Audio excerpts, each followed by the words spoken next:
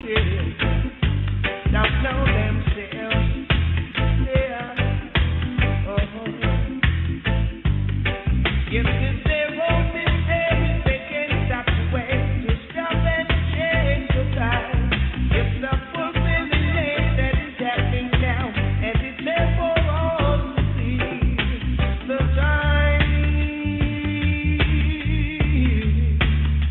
we are living, yeah.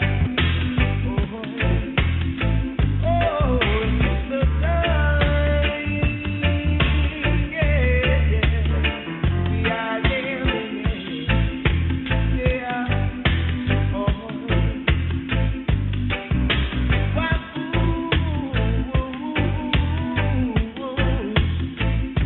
Don't know themselves, yeah.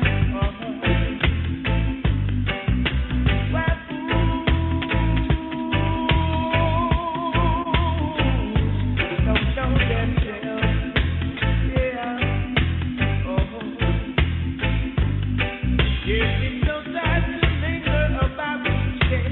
It's the time for us to make a way, just to try and see the light today, and to sing songs of love and songs of praise.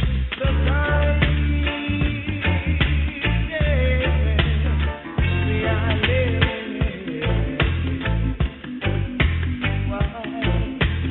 Oh, boy, yeah,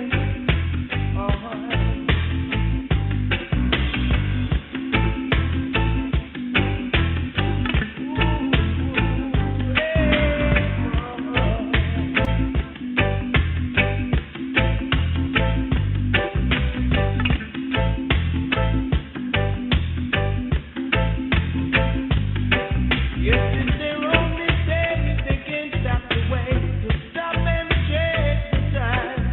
It's a fulfilling day that is happening now, and it's there for all to see.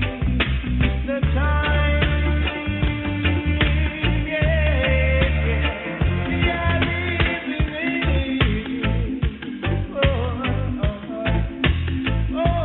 by the sadness we are living in. Don't run when you can walk. Don't laugh when you should be crying.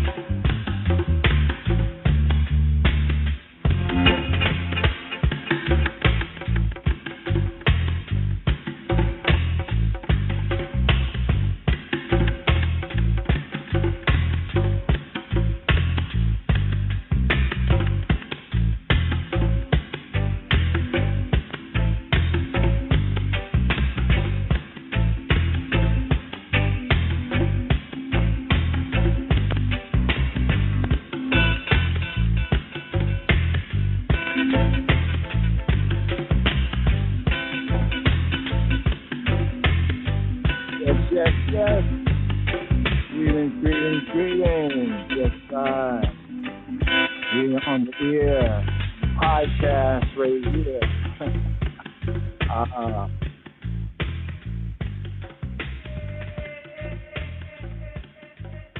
Yes, brothers and sisters and brothers here. Rastafari, Wisdom Wednesday, the Wednesday podcast right here.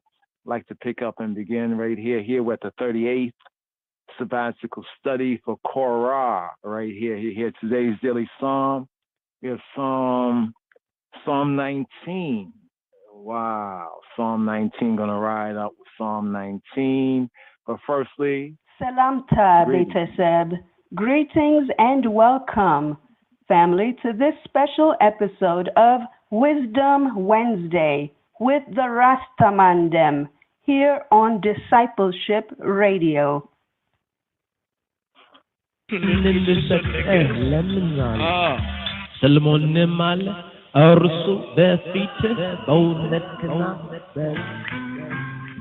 are also the Proverbs of Solomon, which the men of Hezekiah, king of Judah, copied out.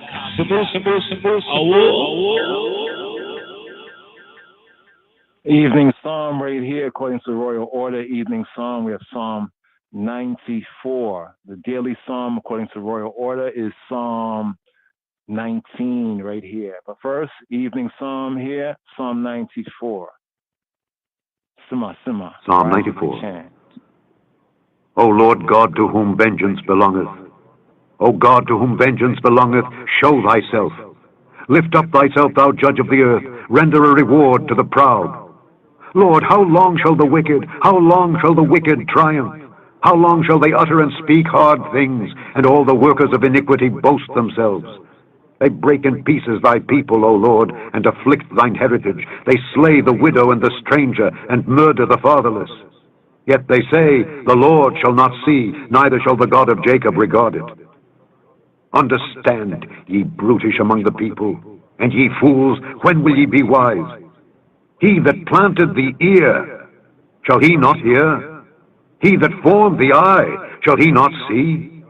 He that chastiseth the heathen, shall not he correct? He that teacheth man knowledge, shall not he know? The Lord knoweth the thoughts of man, that they are vanity.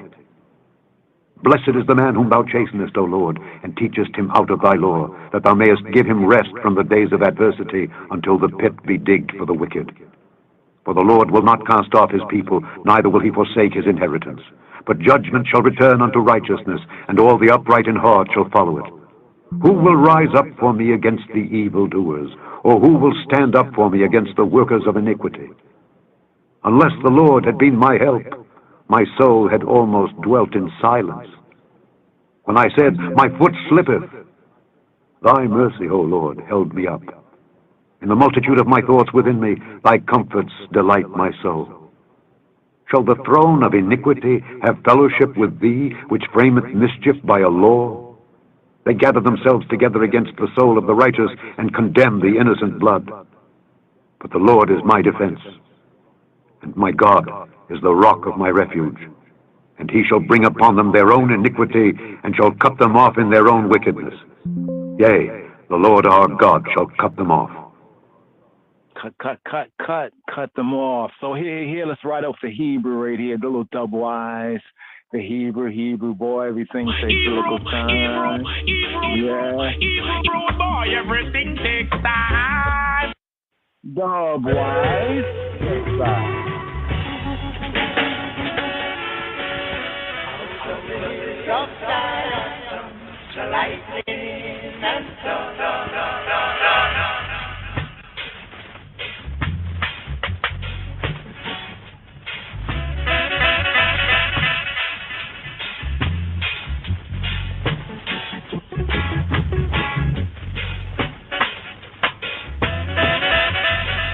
מזמור צד ד' אל נקמות אדוני, אל נקמות הופיע, הנשא שופט הארץ, השב גמול על גאים. עד מתי רשעים אדוני, עד מתי רשעים יעלוזו, יביעו ידברו עתק, יתאמרו כל פועלי אבן.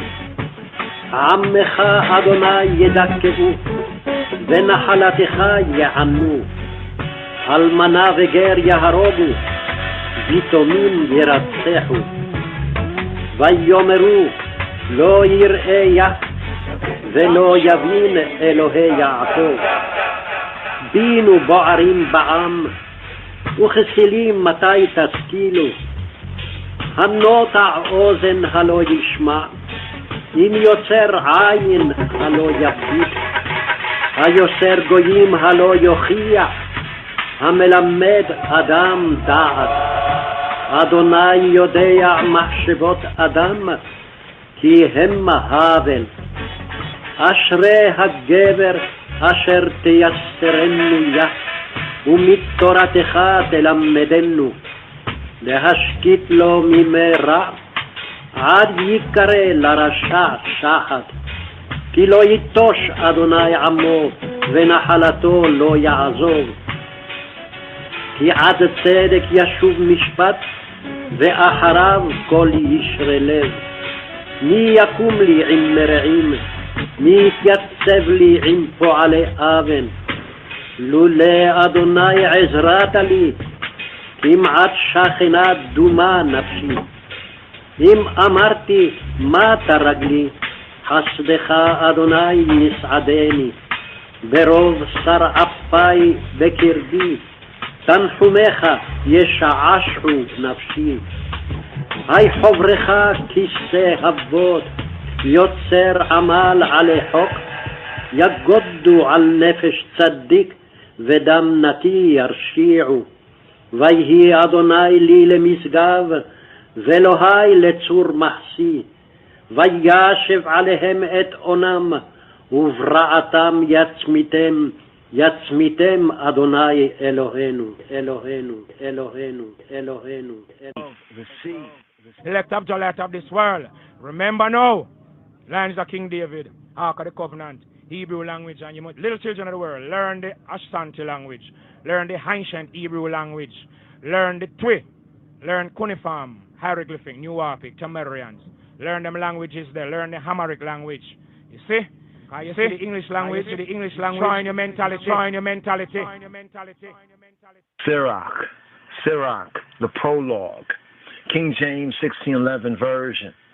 The same things uttered in Hebrew and translated into another tongue have not the same force in them. Only my life class guy with the job. Rastafari. I win a race naturally. I won a boo house and a 10. It's my time enough. A time get to you to shine enough. So welcome to my world. A world full of experiences and realities. I'm in to teach and preach to both the poor and rich. I'm in to inform, educate and entertain as well. But before that, let's acknowledge the presence of the Almighty. El Shaddai, El Shaddai, Elohim, Na Adonai. Ancient to the day, by the power of the name. El Shaddai, El Shaddai. Come na Adonai, we will praise and live. Through your power and through your blood, through your teachings and through your word, me have no doubt that you are my Lord. So I will praise and worship Yahweh. Through your teachings and through your book, you shall one of a blessing right on me. Now this worldwide world, there's no other like you. So I will never, never, never replace you. El Shaddai, El Shaddai, Elohim, Na Adonai. Angels still the same, by the power of the name. El Shaddai, El Shaddai. Come down, no none. We will praise and lift you, man. El Shaddai. You stay with me. True, what's my hustle? My Lord is my Savior. True, what's my struggle? He is my armor. In my battle, He made me conquer, so we gave me the mantle. King of kings, Lord of lords, stripe of Judah and the conquering lion. Bonani Mata, Bonazi Ago, Yabustele, Moko Beni Samako, El Shaddai, El Shaddai, Elohim na Adonai. Persuasion was still the same. By the power of the name, El Shaddai, El Shaddai, El Come na Adonai. We will praise and lift you high, El Shaddai. Open up my eyes to see your work, them. Open up my ears to hear your voice, them. Not forgetting my nose for the sense of smell. Open up my lips so that I can tell them. Give me more strength to do your work. Strength in my heart to worry your faith. Give me more life to witness the lesser day. Open up my mind for me to understand. El Shaddai, El Shaddai, Elohim na Adonai. Persuasion was still the same. By the power of the name, El Shaddai, El Shaddai, El Come na Adonai.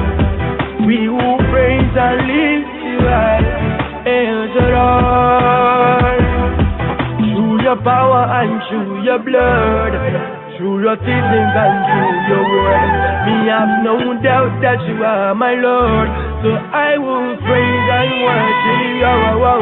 Through your teachings and through your book, we shall one of a blessing right and left. Now this whole wide world, no other like you. So I will never, never, never, never, never, never, El Shaddai, El Shaddai, Elohim na Adonai. Persuasion still the same. By the power of the name, El Shaddai, El Shaddai, El Come na Adonai. We will praise and lift you high, El Shaddai. Holy my reliance last year with the joy, Rastafari. Yes, yes, yes, brother Iwan right there with El Shaddai, El Shaddai. From the Hebrew, El Shaddai often is translated as God Almighty. Just in the English, the Hebrew to English right there, like that clip right there that we played earlier from the prologue of Sirach, that it's paraphrased, things that are in the Hebrew don't always translate, exactly to the English, but we study to show I and ourselves approve. Busy signal. El Shaddai, El Shaddai, protect our night, every day we cry. We no want tomorrow, now skull fi fly. Praise the Most High. El Shaddai, El Shaddai, protect our night, every day we cry. We no want tomorrow, now skull fi fly. Praise the Most High. Believe me, I did.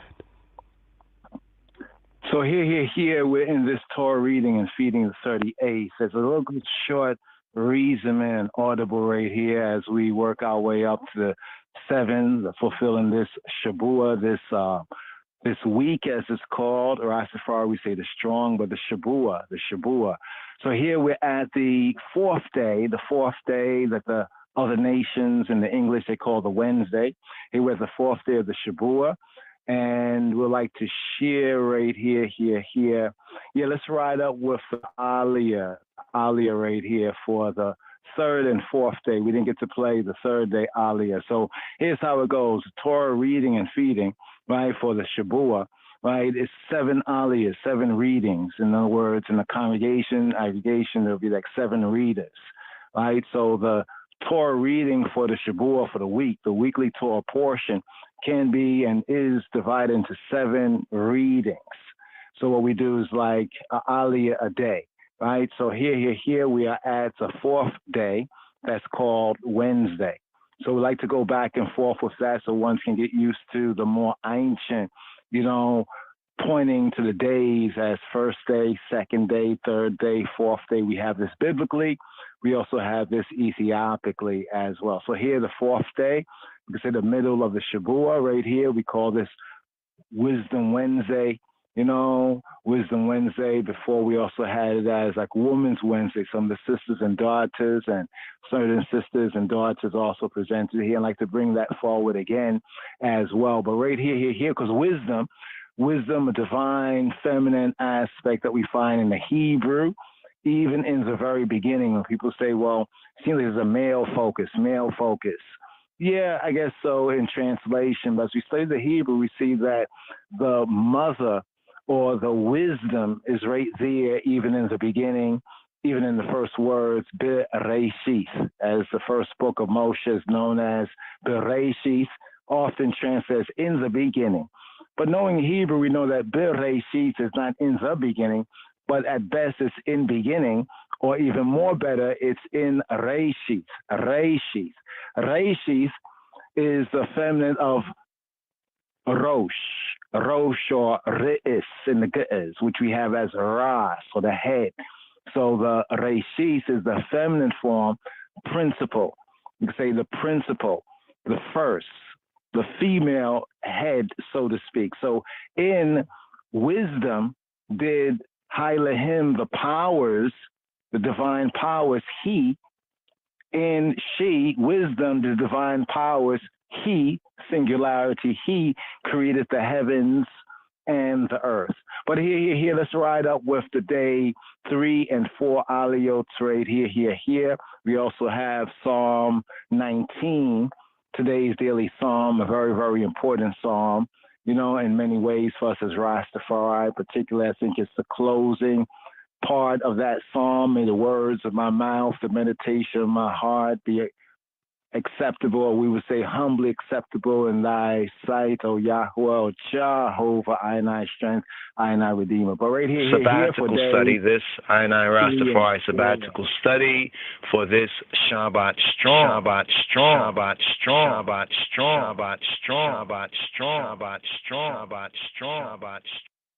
So here we pick up with Numbers chapter 16, verses 21 to 50 for the third and fourth aliyot, the third and fourth readings here for this sabbatical, for the Sabbath name Korah,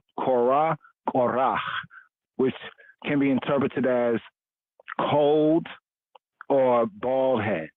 Therefore, we say the crazy bald head, but not like many ones just look at the physical or, you know, the outer aspects, but really the Hebrew aspect of the name. But here, third and fourth. Shema Yisrael, Shema Rastafari Hoy. Give here, right here.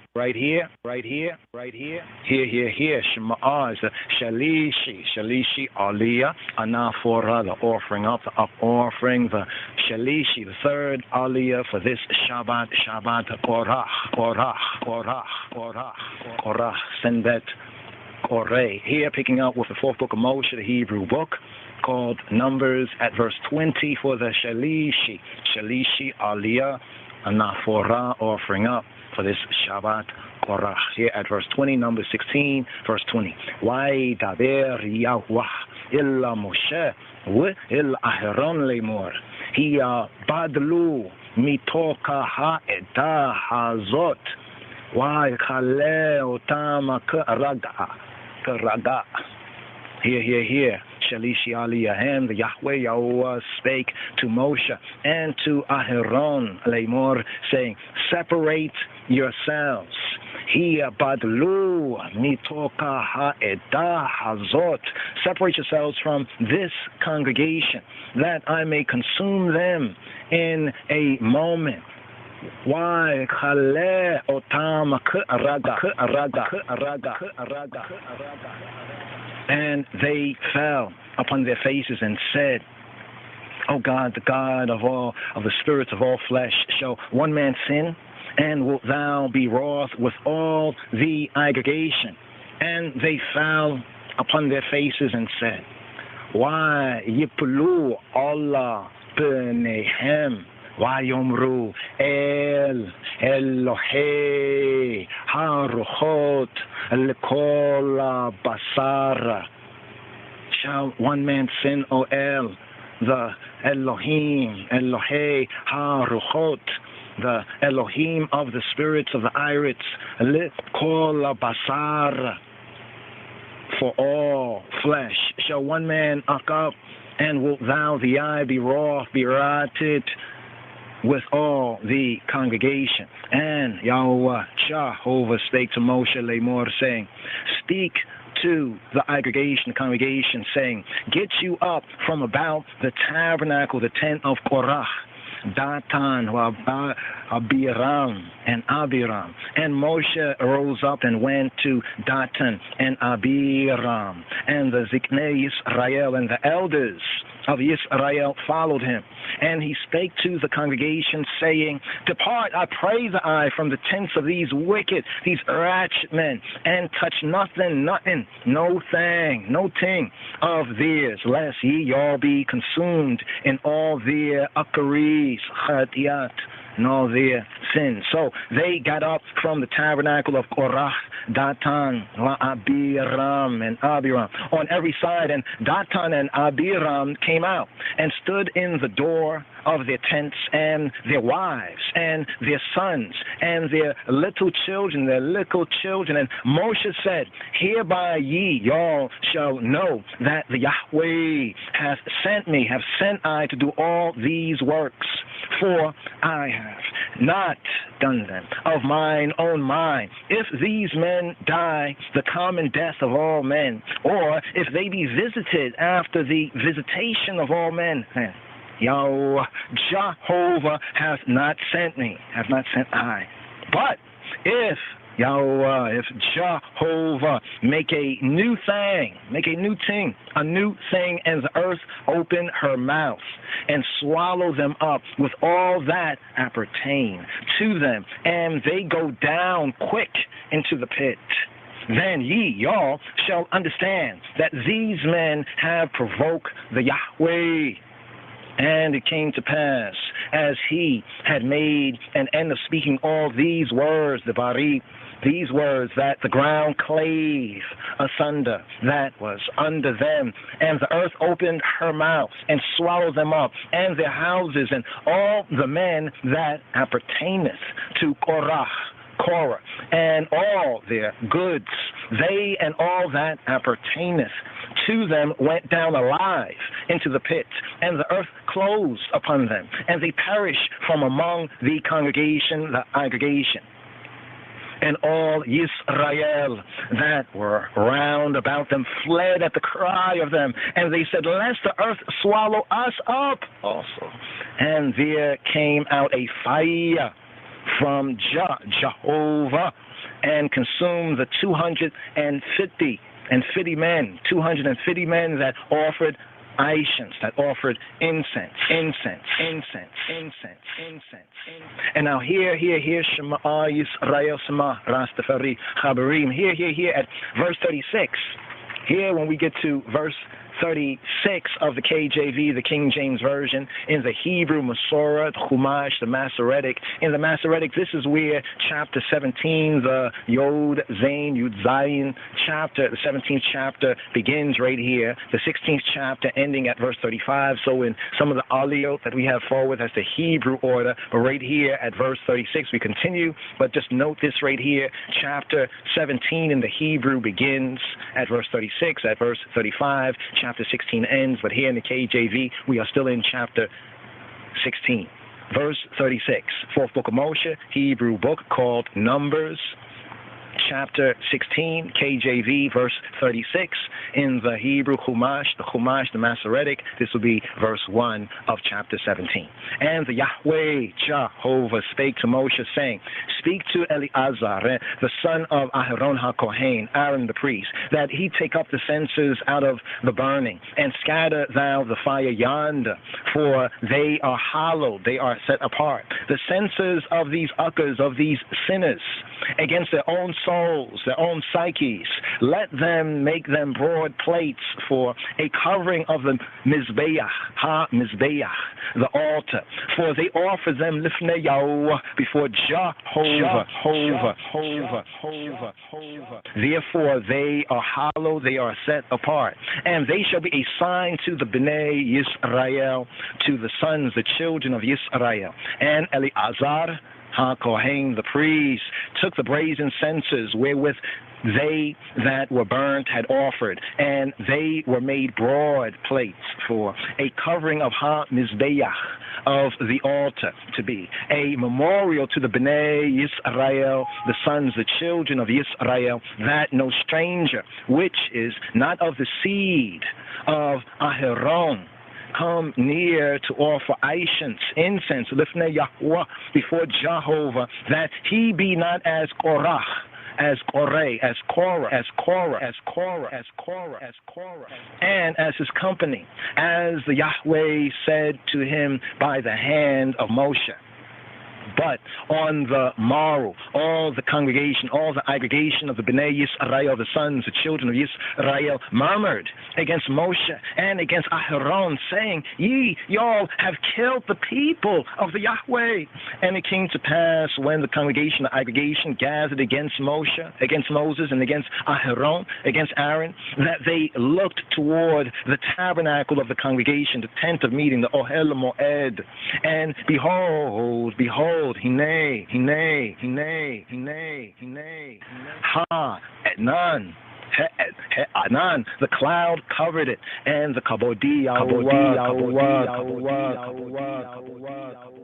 the glory, the kavod of Jehovah appeared. And Moshe and Aharon came before the tabernacle of the congregation, the Ohel Moed, the tent of meeting. And here in the KJV at verse 44, is the Rebi'i Aliyah. Corresponding in the Hebrew, the Masoretic, the Chumash, with Numbers chapter 17 verse 9. But here in the KJV, for those following along in the KJV, in Numbers chapter 16 verse 44 is the fourth Aliyah for this Shabbat Korah, this Sabbath Korah, Senbet Korah. Here at verse 44 in the KJV, Numbers 16:44, King James Version, English Bibles, the Hebrew Masoretic, the Chumash. We're at Numbers chapter 17 verse 9 for the Rebi'i, the fourth Aliyah for this Shabbat Korah. Wa'yadaberi Yahweh il Moshe le'mor. And the Yahweh spake to Moshe, saying,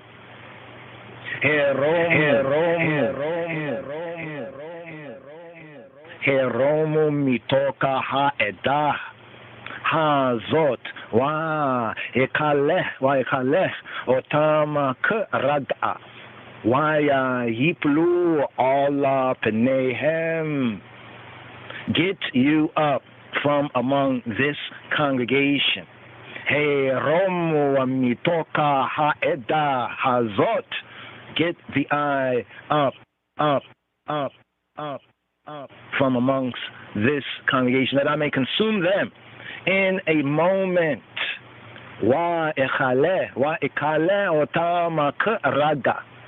That I may consume them in a moment.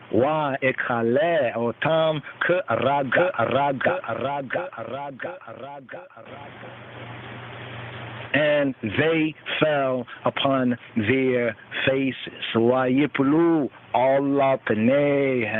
And Moses said to Aaron, take a censer and put fire therein from off ha-Mizbeach, from off the altar, and put on incense, and go quickly into the congregation, aggregation, and make an atonement, make an atonement for them. For there is wrath, there is wrath gone forth from the Yahweh. The plague is begun. And Aharon took as Moshe commanded, and ran into the midst of the congregation, and behold, the plague was begun among Ha'am, among the people, and he put on incense, and made an atonement for Ha'am, and he stood between the dead and the living.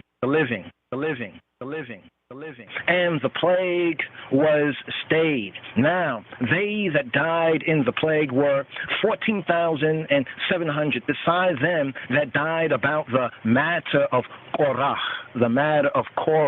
And Aharon returned to Moshe to the Petach, to the door of the Ohel Moed, the tent of meeting, the tent of appointment, the tabernacle of the aggregation, and the plague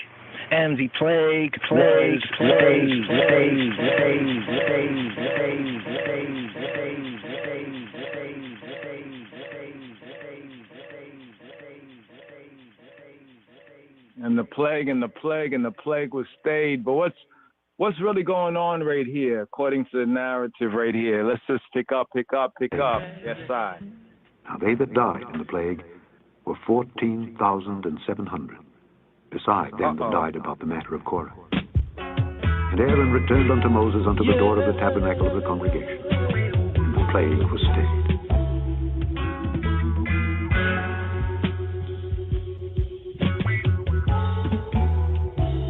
Every knee shall bow, and every tongue confess.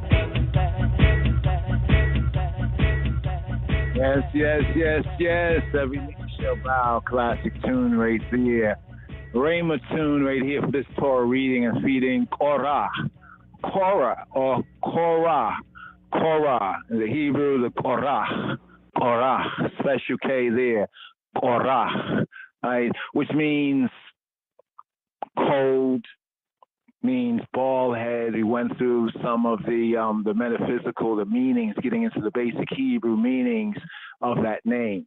So with the Rhema word, the right now word of Rastafari, this would be the real scriptural bald head teaching in context of the scripture. Right here, this Torah reading and feeding, the 38th sabbatical study here for this Shabbat Strong for Korah. Often spelled as Korach. That's how it's often spelled if one is looking it up, or Korah, right?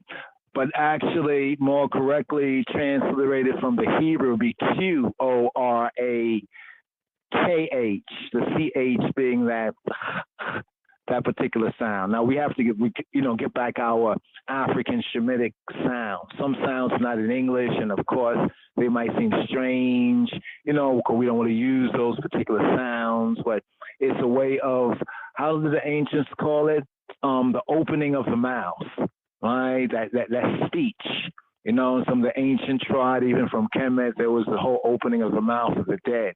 And in a sense, in this Western Gentile culture, even when we read the Bible, there's some things that we may feel or perceive, but we're dead to it until we take Brother Paul's advice. So was Rabbi Shaul, a.k.a. the Apostle Paul, what was his advice? His advice was to study to shew ourselves approved. So here, just for a little overview, here at the midway day of the Shabuah right here, speaking about the third and the fourth Aliyot right here, let's get an overview.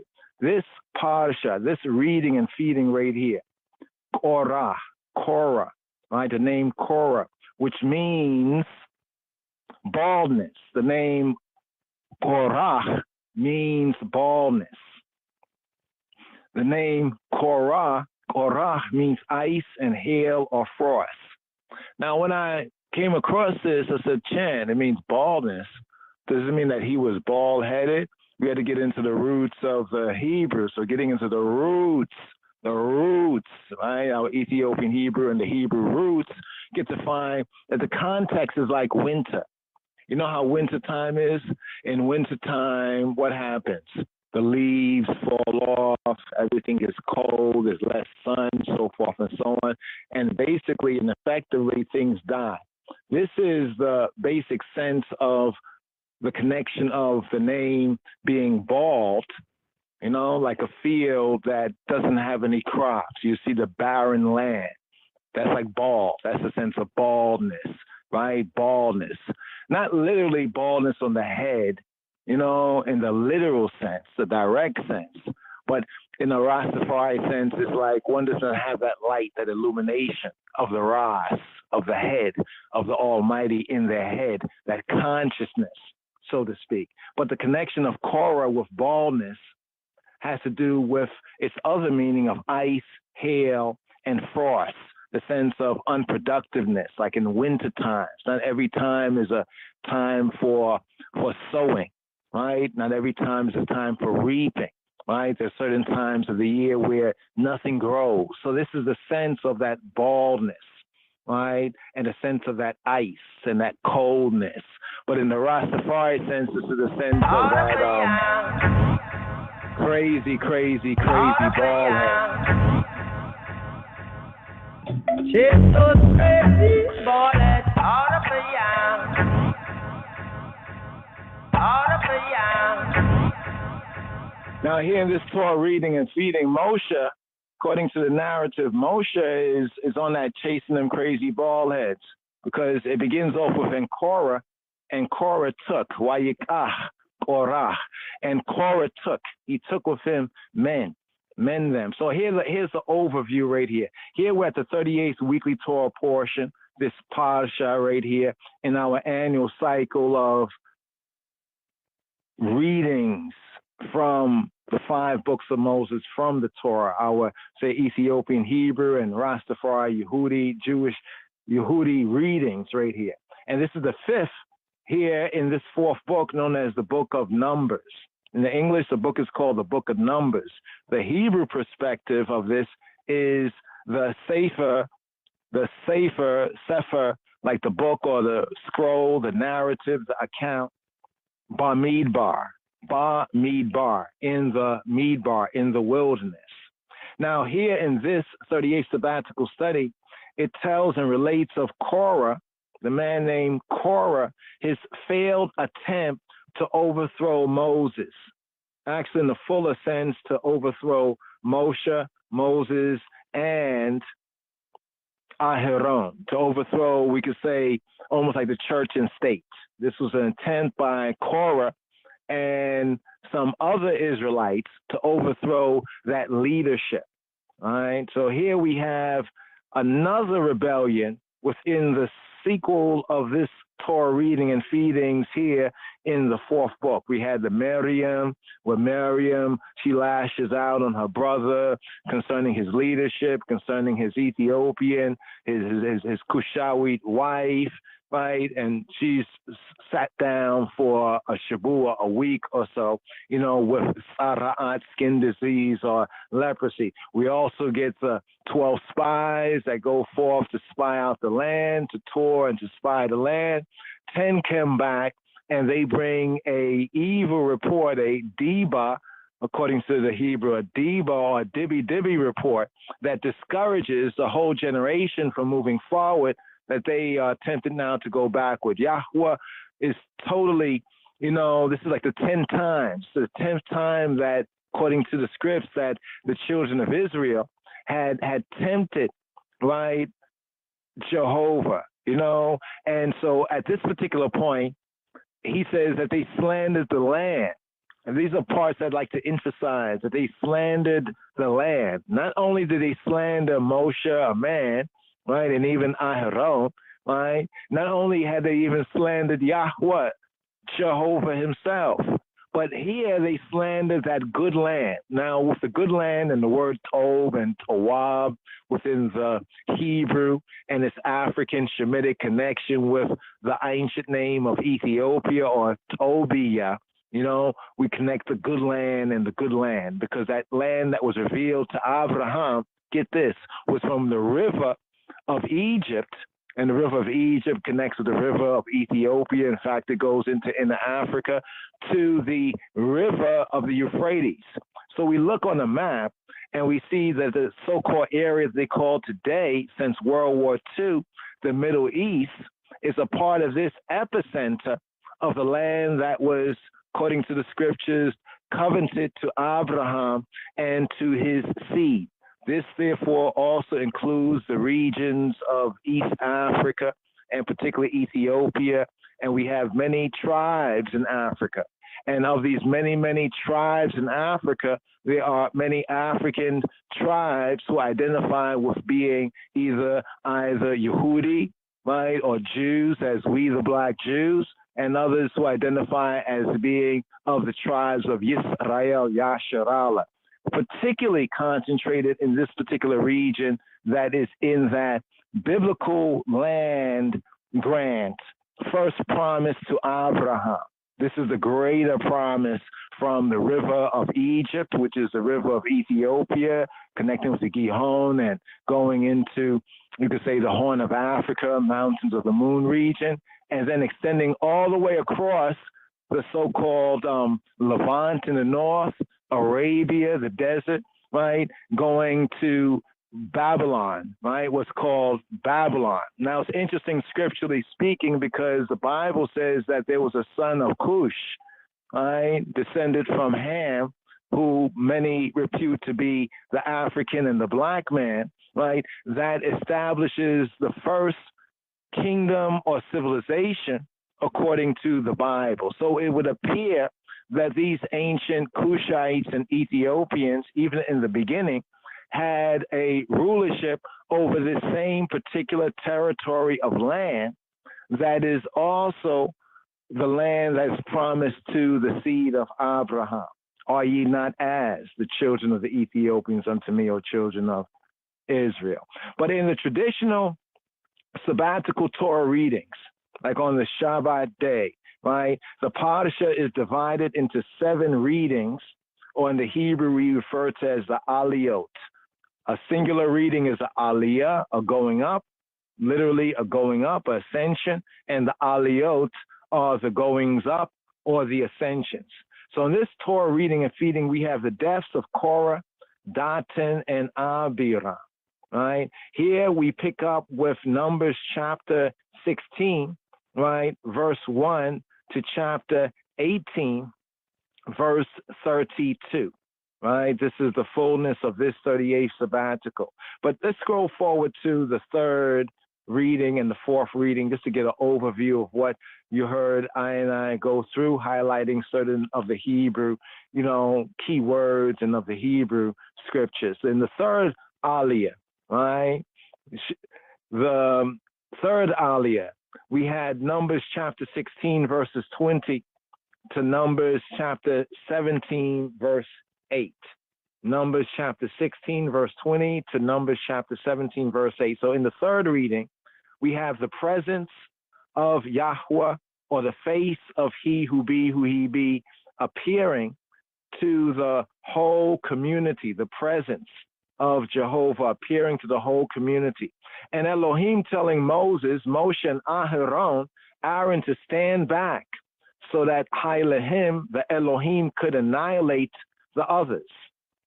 Speaking about Korah and his rebels. Remember, he assembled like 250 men to burn Aishans.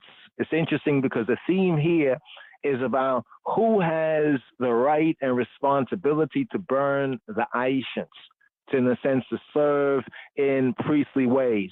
The part that's often overlooked here in the Torah narrative, and at first we didn't even see this, but this is important for ones to see for themselves, that before we get the Torah and the covenant of the children of Israel at Har Sinai, at Mount Sinai, that it was the tried and tradition going back all the way to, one can say, the proverbial beginning, for the man, firstborn men in particular, but the man to be that kind of priest.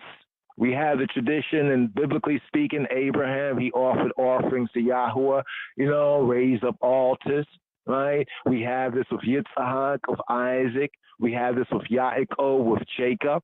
But then something that's interesting, after they go down into Mitzrayim, into the 2 lands called Egypt, the Smai Tawi, and then after they come out, roughly 400, or some say 430 years later, that when they come out from ancient 2 lands, ancient Egypt, and they go to Mount Sinai, that in this covenant-making process, what becomes immediately clear, especially after they broke the covenant, the children of Israel had broke the covenant before it was renewed, before it was made new or renewed with the molten calf incident. And it's after this molten calf incident that becomes clear that even though they were priests in Egypt of the Israelites, the sons of Israel, from, just individuals or whoever served as priests, because each man could offer offerings. But when we now come to the covenant at Sinai, or what's called Moses' law, the priesthood is restricted to the tribe of Levi, and not all the Levites have the right to be priests, but they are assistants and gifts to the priests. Who are the priests? The priests are those from Kohath and those in particular of Aaron. Aaron and his sons become the priests for all of the rank and file Israelites. See, that's a big shift that happens. People overlook this shift.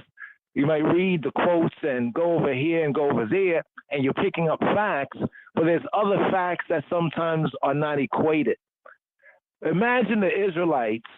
We have a tradition that we know that our patriarchs offered sacrifice, right? Whether they were in Egypt, whether they were still in the truth, or whether they went after some of the other religions or the other denominations of the Semi-Tawi, right? They were priests. It even says the priests in the early part of the Exodus narrative. It didn't say Aaron and sons, who now are the priests, but it said the priests. Who were the priests? The priests were those who served and who, basically did priestly things when they were in Mitzrayim, the children of Israel. See, here's the point. It starts to make sense why Korah, Dathan, and Abiram, and the 250 men would even think that way. Moses, Aaron is the only one offering right here, and his sons, and Moses is his brother. We're also family too. Moses, you're doing too much. You take too much on you. This is how the Torah reading opens up right here in this Korah narrative. They basically accuse Moses and Aaron of usurping the holy sanctification rights over all Israel as though it was their own presumption, and even insinuated that we all can do priestly things. Why? Because that's what they did when they was in Mitzrayim.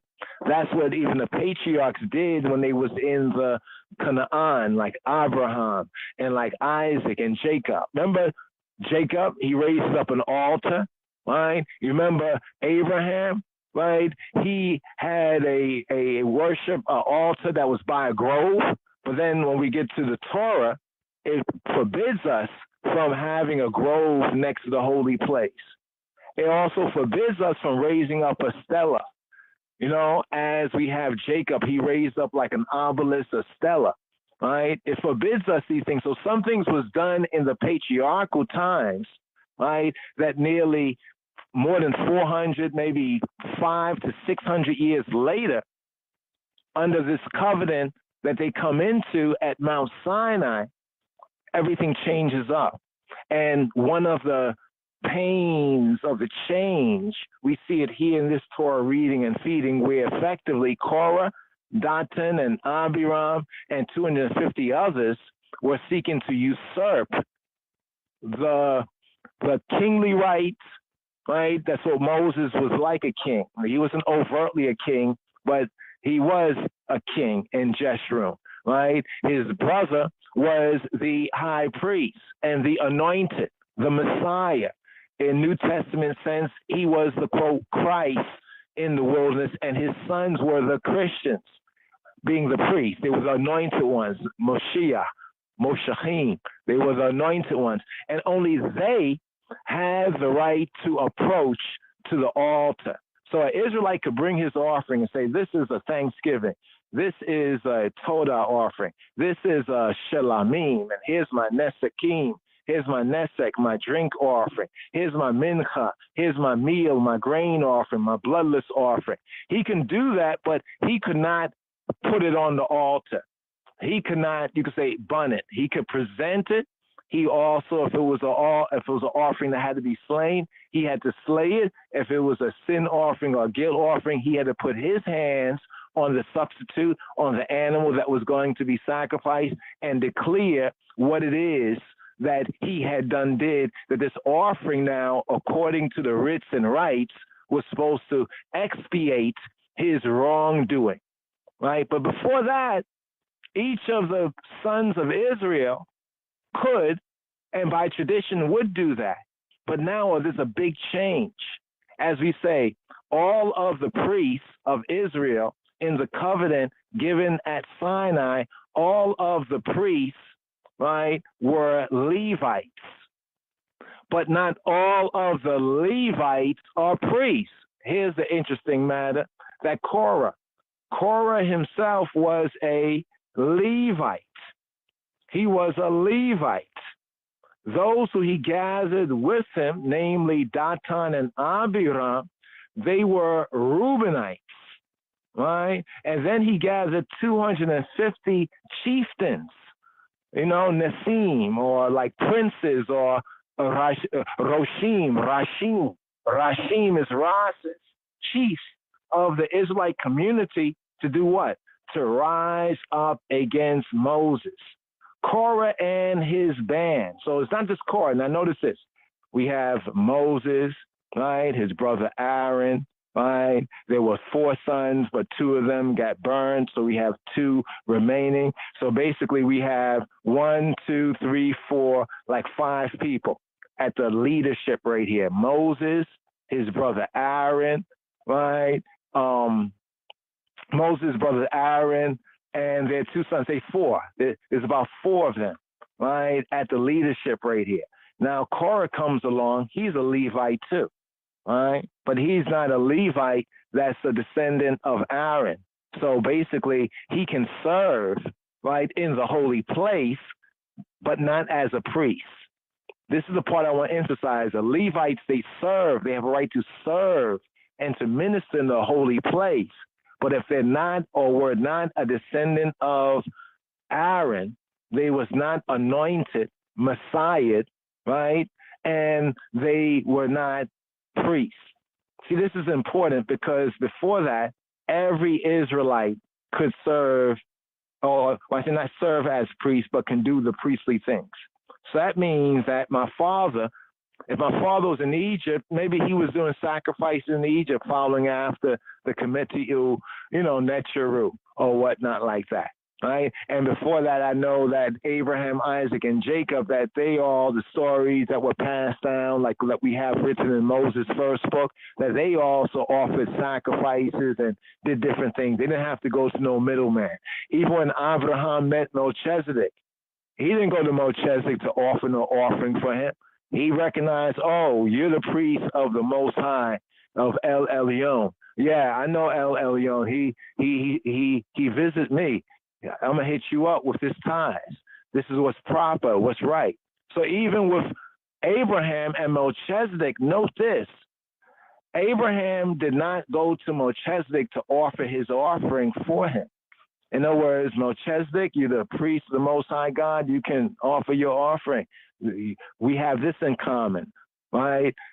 El Elyon, the Most High, right? That's what they had in common. This is why Abraham recognized him when it says that he's priest of the Most High God, and he gave him a tithe.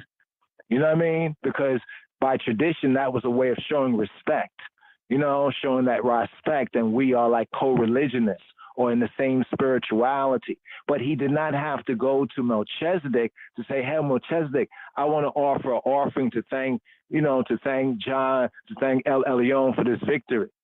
You know what I'm saying? In other words, he still has that right of, we say every man is priest, prophet, and king, right? Well, this is changing as we move forward. In the beginning, no doubt, right? In the beginning, Adam, before the fall, could be seen as a priest, prophet, and king. But just after the fall, he was just a man. Same thing we see with the Israelites coming up, right, to the point of Mount Sinai. So this makes a lot of sense why Korah would think, hey, you know, Aaron and Moses, they take too much on themselves. You know, you even hear in the narrative where Korah says, all the people are holy. You remember that part? All the people are holy. All the people were holy. Many of the men knew how to burn incense and how to do priestly things. Why? Because they were doing different kind of offerings in Mitzrayim, in Egypt. And because men, you know, had that right, even responsibility to offer for their families. Chief of clans also had that ancient ancestral, it goes through many lands, right, of offering to their god or gods or whatever, you know, on behalf of their families. But now there's a whole big change. Now they're saying, wait, the priesthood is exclusively, right, amongst the Levites. So those who are other Israelites of the other 12 tribes, do you think that they would feel a way about all of this? And not think that, well, maybe Moses and Aaron, this is some kind of like family thing.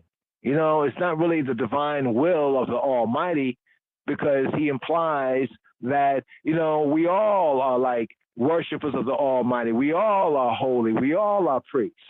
So this is where it sets it up, right? He says that Moses and Aaron had placed themselves above the rest of the community, for the entire congregation is holy. You hear a lot of ones using that same kind of language today. Like man will say, you know, man will just come Rastafari and say, yes, I'm priest, prophet, and king. And you mention some biblical things, and him not know, he don't know. You see that presumption. There's that presumption there. So what Moses told Korah and his band, so Korah, 250 plus Dathan and Abiram, right? That's a big number. So just look at how it's outweighed, and think about the previous incident where 10 of the 12 spies brought back a discouraging report. Who do the people listen to? The two that says, no, we can do this. You know, we can overcome. We can eat these people like bread. No, they listen to the majority, right? And that majority, according to the moral theocracy, didn't have a very high credit rating, right? They were basically scared and scared, being warriors, right? So they listened to the majority there, and now you have another majority. That means the majority is not always correct. I know it has been said in Rastafari, the voice of the people is the voice of God.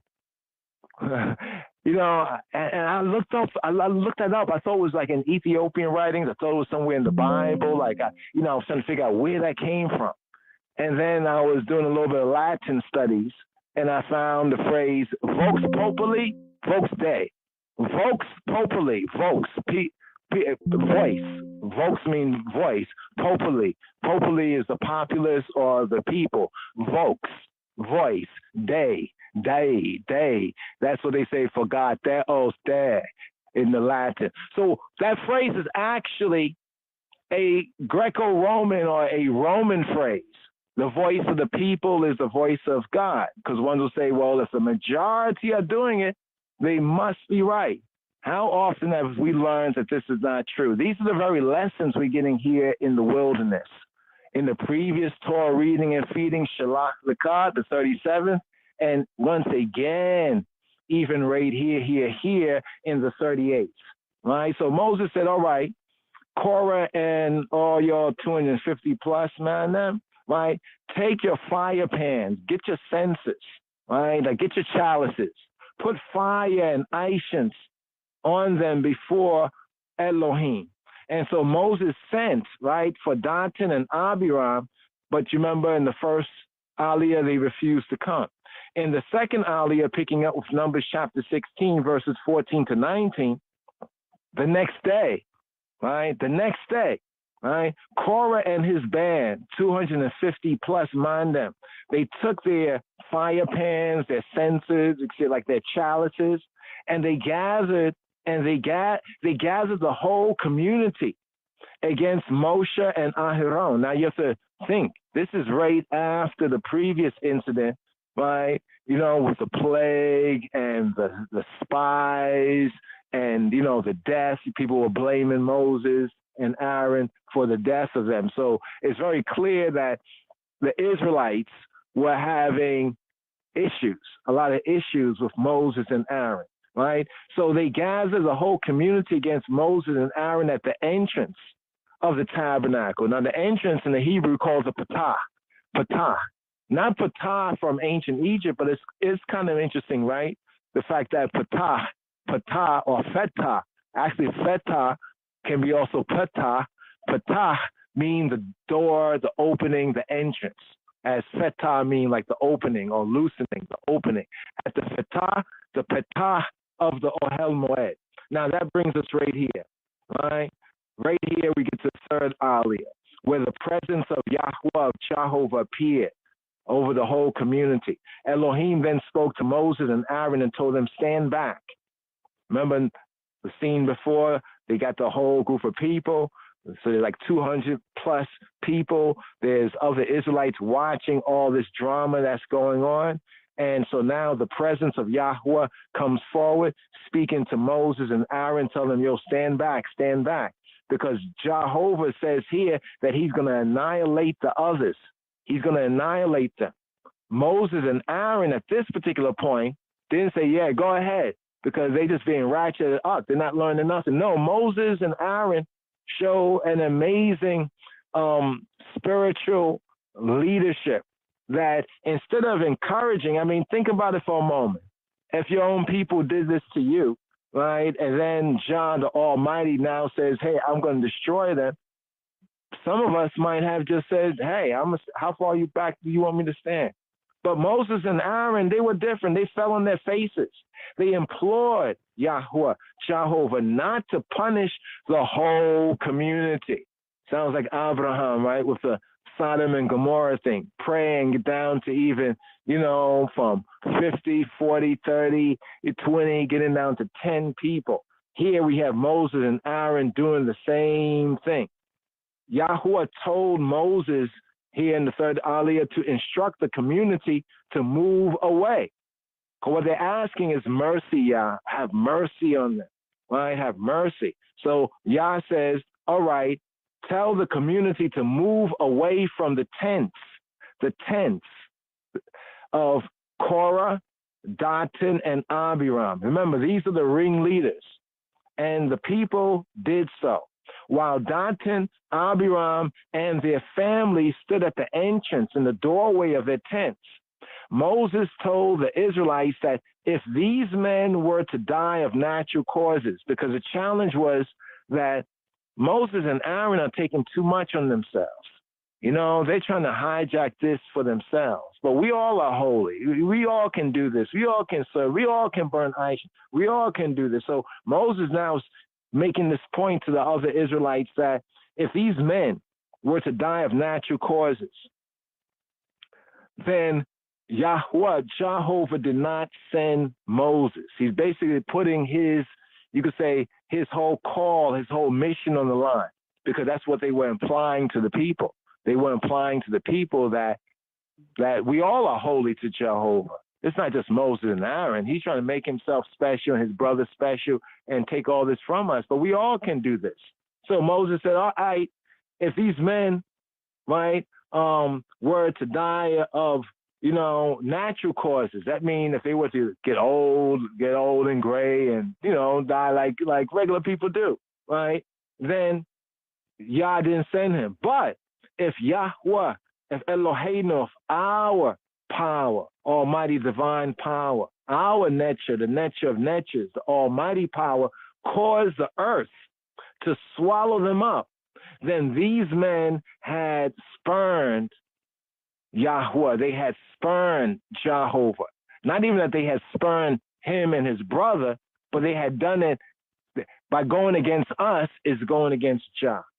this is what he lays down. So just as Moses had finished speaking, according to the narrative as it is written, the earth opened her mouth and swallowed them, their households, and all of Korah's people, right? And the Israelites fled in terror. Now, what's very interesting, make a note of this, fellow disciples, the sons of Korah. We find that in a lot of the Psalms. It says, the sons of Korah, the sons of Korah. Wait, hold on for a moment. Korah and his family died, but the sons of Korah died not. You remember the commandment that says, visiting the iniquity, to the third and the fourth generation of them that hate him, right? And don't keep his covenant, right? But showing thousands, showing mercy to thousands of those, right, who do keep his way. So we have where the father here is wicked. When we say wicked, he's defiant. He's defiant, right? Knowing what he know, he shouldn't do what he do. But because he know what he know, and he know what he's doing is wrong, he is wicked / defiant. In other words, the word wicked, Rasha, in Hebrew, often sometimes was wicked, but it also can be the defiant. In fact, in the Passover Seder, there's like 4 types of children, right? Different kinds of children. And there's one child that's called the Rasha. In the usual Hebrew, that would be wicked, but in the knowledgeable sense of the Hebrew, that just means defiant. Like somebody know better, but they're going to just do what they're going to do, in that sense. So here, we get to this particular point where the earth opens up her mouth, swallows up all of Korah's people, with the exception of the sons of Korah, because even Samuel, the prophet Samuel, if I'm correct, he comes from the lineage of Korah. All right, so it kind of shows that principle that Yah is not going to condemn, the righteous with the guilty in that sense, unless the righteous put forth their hand to iniquity. But what we have in the sense of Korah, the majority of his family were wiped out, but with the sons of Korah, we have a very interesting contrast. You know what I mean? In other words, if one's father or mother goes astray, or ancestors go astray, and you know better, and you know that this is the way, right? Therefore, confess their iniquity, wash your hands of it, and go the way, truth and life. So just as Moses finished speaking, as you said, the earth opened up its mouth, and the fire consumed the 250 men offering Aishan. So we have to look at the split screen right here. So we have the ringleaders, Korah, he's a Levite. He get with him Datan and Abiram, who are of the tribes of Reuben. Get this right here, of the tribes of Reuben. Remember, Reuben was the firstborn son. Usually it would be the firstborn son's right to be both king and priest in that sense, amongst the tribe, amongst the family. If not king, then prince, then chief in that sense, and be the one to offer the offering, to the God, to the divinity that particular tribe, speaking generally, would believe. But now we get them being swallowed up, and the men from the tribes of Israel, the other rank and file tribes, 250 of them, they got burnt up, and they were offering incense. Remember, like the 2 sons of Aaron also got a burn notice. Now, Jah told Moses to order Eleazar HaKohen, to order Eleazar the priest to remove the fire pans, the chalices, as they had become sacred. They had become set apart. So let's get this idea. So Yahweh, according to the Torah here, he licked fire on the 250 men that were offering Aishans in front of the door of the tabernacle, right?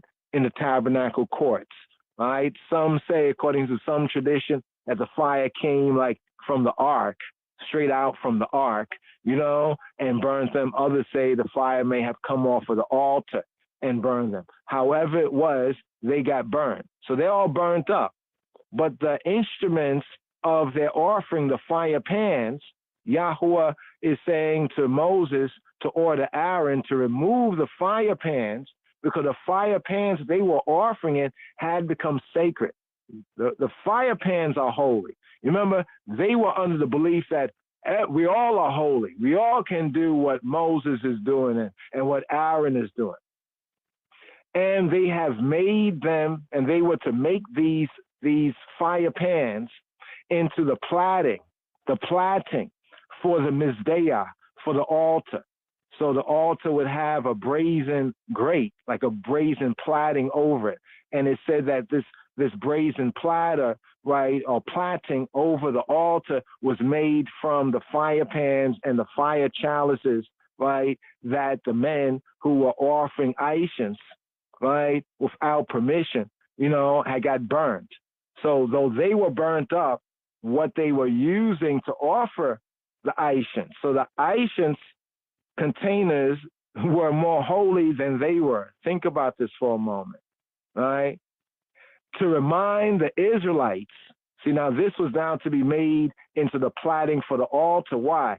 To remind the Israelites, the rank and file Israelites, other than the Levites and other than, we could say, the priests, the sons of Aaron, that no one other than Aaron's offspring should even presume or assume to offer Ishans to Yahweh Elohim. Now remember, this is the second incident where ones assumed and presumed to burn incense, Ishans. So is every man priest, prophet, and king? Potentially, in the potential of man was created in the image and after likeness, but remember, the garden broke that image there. But Yeshua, the Moshiach, he is priest, prophet, and king. Man can return to that template, but only by following the way, the truth, and life of the King of Kings Christ.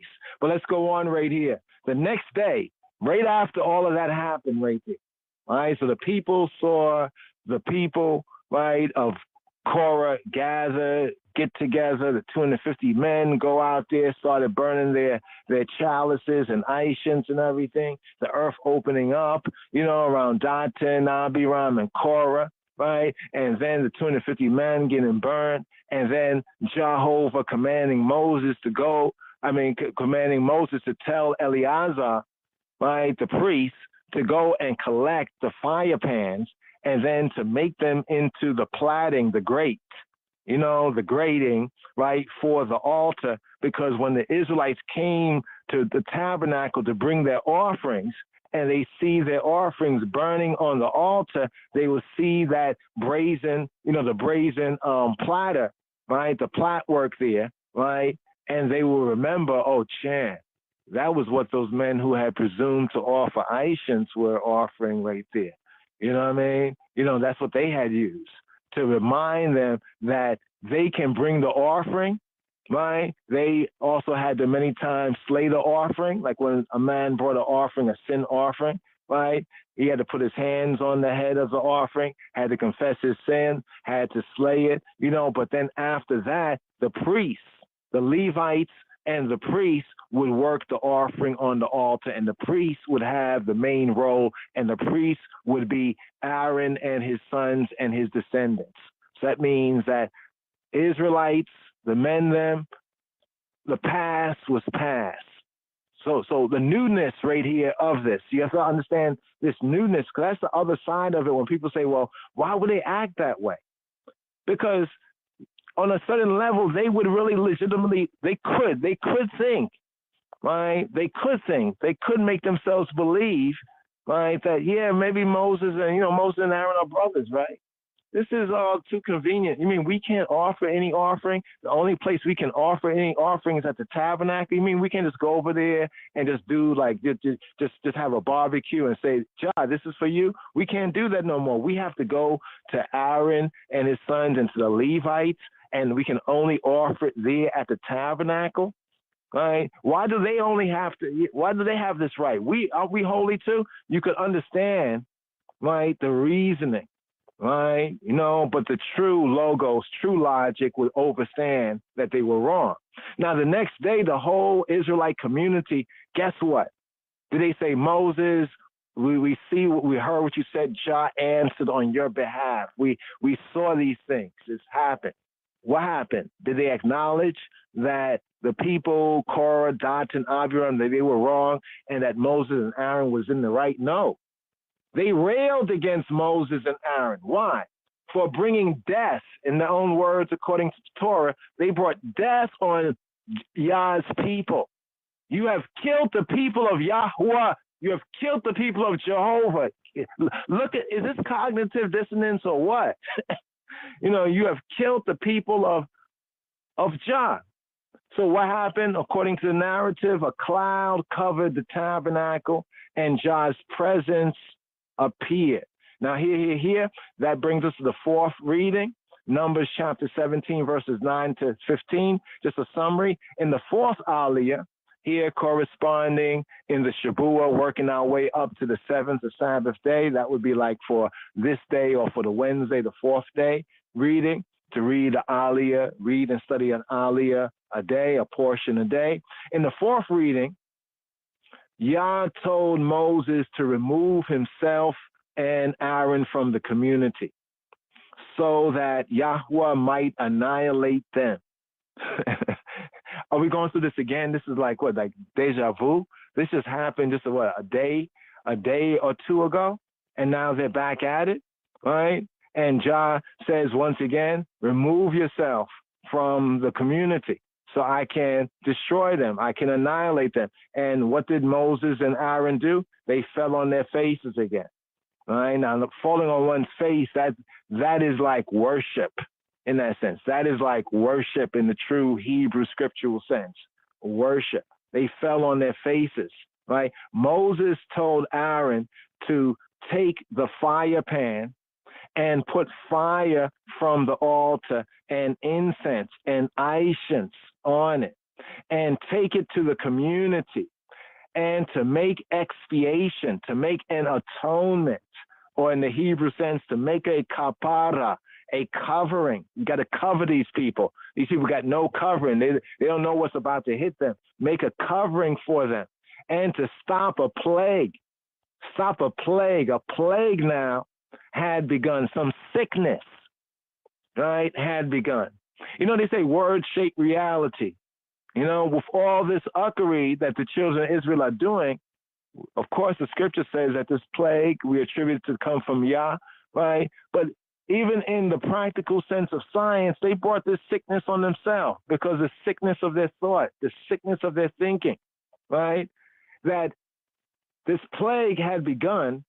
And what did Aaron do? He did as Moses told him. So check out the flow right here. In this aliyah, Jah sees the people are back at it again. Now they're accusing Moses and Aaron of killing Jah's people. But Jah is saying, wait, I just did this on behalf of my servant, right? My servants. But the people are saying that, no, Moses and Aaron have just killed the people of the Lord, of Yahweh. Now, Yahweh says, you know what? Stand back and get away from these people so I can destroy them. Again, we have this. Again, they fall on their face. And then, get this, Moses, it did not say that Jah told Moses.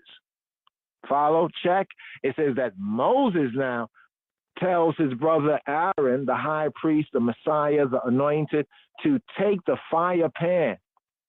The chalice, the fire pan, and put fire from the altar, right? From the altar and incense and incense on it. And to take it to the community, to go into the community to make a covering for them and to stop a plague. So it's kind of interesting that when Jah told Moses and Aaron to remove yourself from the community, them falling on their face, Moses put two and two together and recognized, the only thing that can stop this, right, is what he advised Aaron. And what he advised Aaron to do, to burn incense amongst the community, to stop the plague that had come. But note this right here. Note how many places in the Torah do we have contendings regarding incense and the incense. I'm speaking on this because these areas should be then a special point for reasoning and, if you will, critical thinking. Not hypercritical or hypocritical thinking, but critical thinking, right? For I and I as Rastafari. since we make a likeness of the Aishans, the Kana Bosam, right? Make a likeness of this to the Aishans, even as we have the Aishans in HaTorah, let's also note that the people were having this contending of who has a right to burn Aishans. Who has a right to burn? Some say everybody should burn Aishans. But then when some people do burn Aishans, I'm talking about the Aishans that we call Aishans today, even the cannabis, sometimes there's not always the same sort of reaction. You know, some people tell you when they burn it, they get schizophrenic. A lot of strange things happen. You know, they can't control themselves. Strange, you know what I'm saying? Not everyone has the same reaction. So think about this as well. Does everyone have a right to? Now, often we will say everyone has a right to. Some Rastas have thought that if everyone burned marijuana, it would just be a peaceful world overnight. Well, we're getting to see that everyone more or less can have a right to burn it, but is it holy? So Aaron stood between the dead and the living. This is what the Torah is bringing out. Aaron stood between the dead, those who are dead and dying, and the living, and he halted the plague. How did Aaron halt the plague? Right? He halted the plague by taking his fire pan, taking fire from the altar, putting Aishans on it, and taking that like censer, taking his censer into the community, to where the congregation was, into the camp, to make a covering for them. I just find it to be interesting, the narrative between what Yahweh said to Moshe and to Aharon. Stand back, get away from them. Let me destroy them. Let me get rid of them. They keep doing the same thing over and over again. I find it to be particularly interesting that when Jah says that he would destroy, right, the Israelites on more than one occasion, there's one occasion where he says, and I will make a great nation out of you, speaking to Moshe. And then when you think about it, Miriam had an issue with Moses, and who was his wife? Ethiopian. So this whole Ethiopian, Hebrew, Ethiopian connection that we speak about today, right, is something that we can also find a shadow of it, if we can call the Old Testament like the shadow, right, of what we have here more fully in the New Covenant.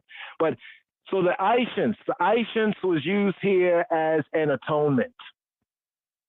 Just to put on the fact how the Aishans was used as an atonement, as Aharon, the high priest, the Messiah, in the Hebrew Old Testament sense, the Christ, stood between the dead and the living, and he halted the plague. But not before 14,700 had died. So right here, just a little overview to get a little bit into this reasonment here for them crazy. We call it crazy bald heads.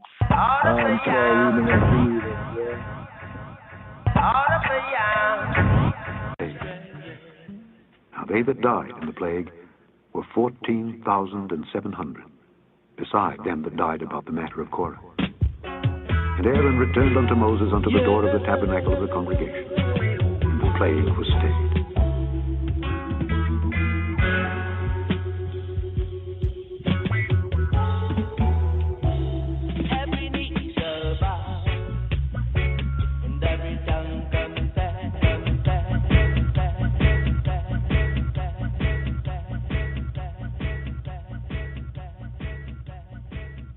And here, crazy bald heads right here, little beanie man right here. But this is the crazy bald head, the Israelite crazy bald heads Torah reading and feeding here with Korah right here. Beanie. Give it up.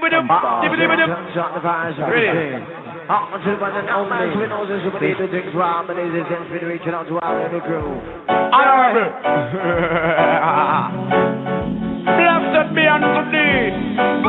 This is what the world have been waiting for. Being alongside Luciana. God knows. God have mercy. God have mercy.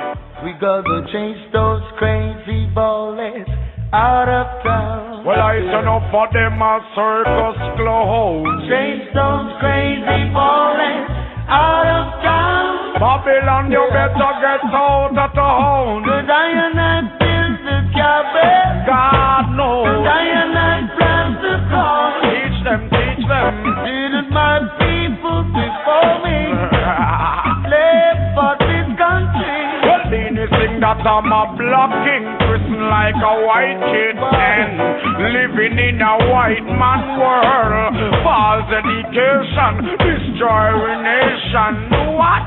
Matching up for boys and girls. Cause all the rich man sees is only modernization. While the youth man in and they get to face operation. Man have the job to get them money and them rights and to mind all themselves with them picnic and them woman. You them have a tendency to turn to them one. You put down your gun and put your trust in the Almighty One. Luciana, my virgin, come down, come sing your song. The singer gonna change those crazy bullets out of town. Cause I turn up for them a circus clown. Change those crazy bullets out of town. Well, Babylon, you better get out of town. They build a penitentiary. God have mercy. We built a school. God knows. Brainwash education. Trying to make us the fool. What them do again? What them do again? Hatred you reward for honor. Telling us stuff you got about. See it. So we're gonna change those crazy. All crazy ballad. Change those crazy.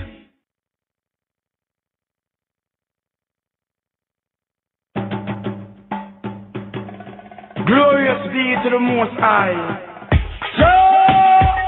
Rastafari. Oh, na, na, na, na, na. Hey, it's a say, Rabbi. I just feel like I send them, well. Free music, feed them, well.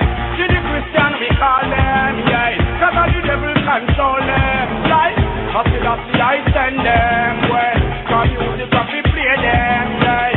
Mr. Rabbi, my best them, well. Toxic young, come tell them, say that.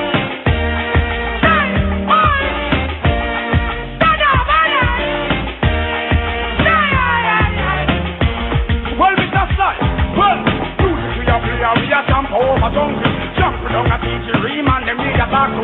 All man, them with the cool and none to lumber. Put down all the gun and leave the train and all the bunker. Cause the guy will be ready to the people. All Rastaman and Boba man, we all attack to. Say them up here, we are leaking out the evil. Come on, taxi gang, come play a Philly.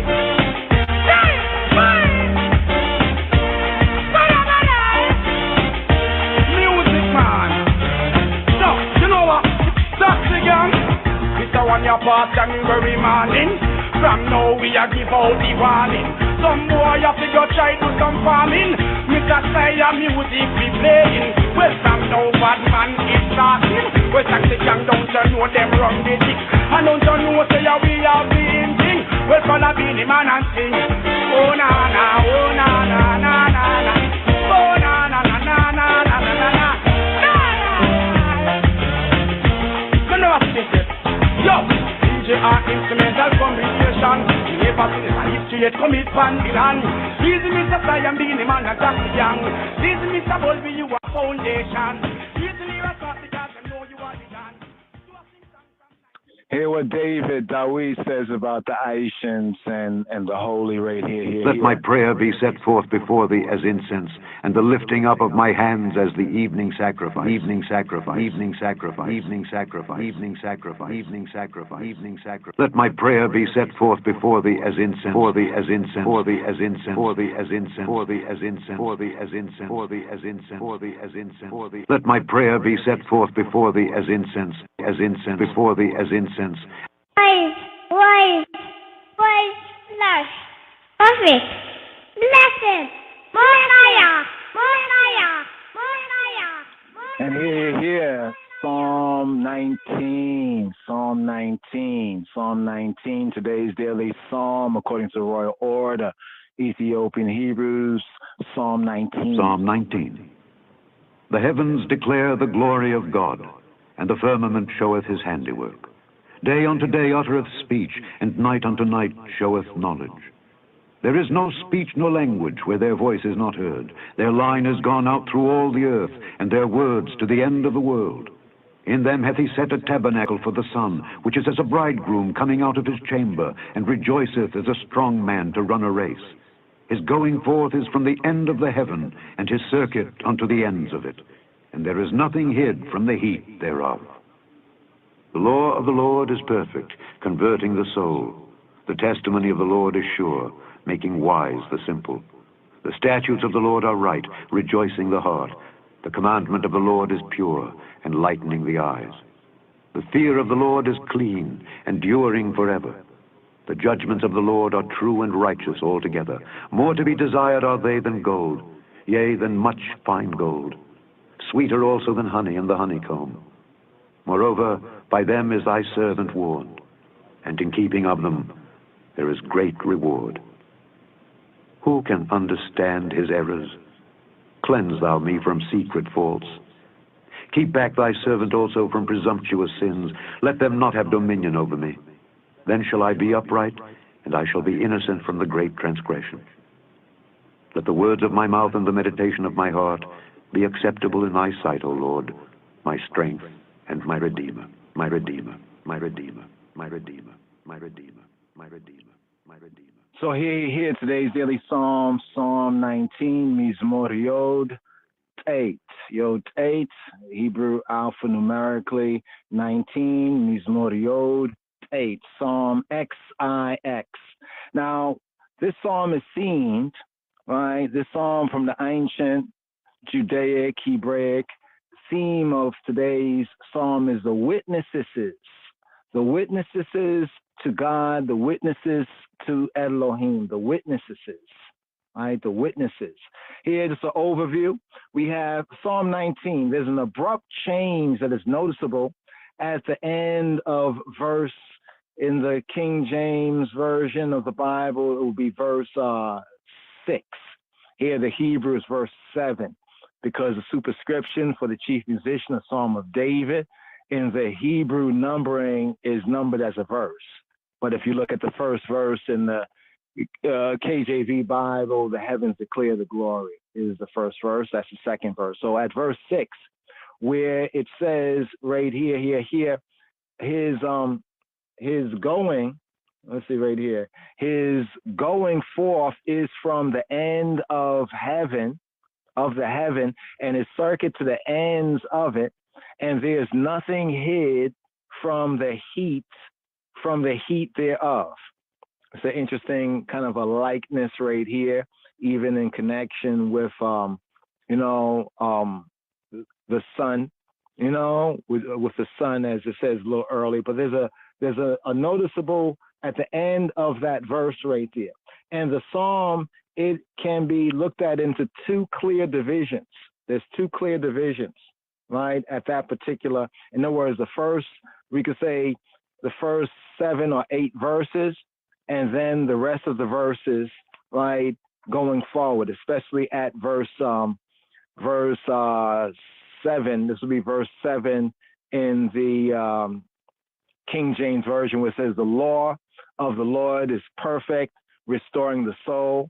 The testimony of Yahweh is sure, making wise the simple. The precepts of Yahweh are right, rejoicing the heart. The commandment of Yahweh is pure, enlightening the eyes. The fear, the reverence, the respect of Yahweh is clean, enduring forever. The ordinance of Yahweh are true.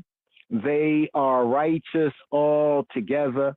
More to be desired are they than gold, yea, than much fine gold, sweeter also than honey and the honeycomb. Moreover, by them is thy servant warned. In keeping of them there is great reward. That particular section right there. Now, there's a more modern view of today's Psalm 19, is that 2 compositions or 2 fragments have been joined into one psalm. So some look at this psalm, and from their study of it, they see it as these are 2 fragments or 2 compositions that may have been joined. But the abruptness is rather an argument for than against the original unity. It's more for the original unity. So some say actually was it one psalm? It's like two psalms. They might put it together. But when we start to study it, this abruptness is rather an argument, a reasoning in favor of the original unity rather than against it. For a compiler would have been likely to try to make some sort of glue to hold the two fragments together. So if you're taking two different things that are not really together originally and you want to connect it and you see that there's an abrupt difference, you might try to do something like segue something, like add in something. This is what it's saying, that the compiler would likely try to make a glue to hold the two fragments together, while a poet, like an original poet or a composer, in the rush of, you could say, the flatus, like the excitement, the vibe of it all, would welcome the very abruptness, which the manufacturer, somebody who's manufacturing like two segments as one, right, would avoid that. So when we're studying the composition, right here, today's daily psalm, some might try to assert that, well, it wasn't originally one psalm because it seems as though from one verse to the next, there's abrupt change in the psalm. But from another view, another point of view, this is something that poets do, right? Poets do it, musicians. Sometimes they go from major to minor, right? Just on a vibe. You know what I mean? Just on a vibe. This is just emotion and the flow of it. And when we look at the psalm in that view, we can see that these two sections, as they were, they basically favor one and the other. To the theme, witnesses of Elohim. What do we mean by the two witnesses of Elohim? Indeed, one part is incomplete without the other. So if we look at one part that they say was one fragment and the other part, these will both be incomplete parts. One part will be incomplete without the other. And in combination, they point to the theme, the two witnesses of Elohim, the two sources of knowledge of Elohim, of the Elohim, of the almighty divine power. The two sources of knowledge of Elohim, which man, the human being, possesses. Did you know there's two, right? There's two sources of knowledge of Elohim that man, and we say man in its most general sense, humanity, right, possesses.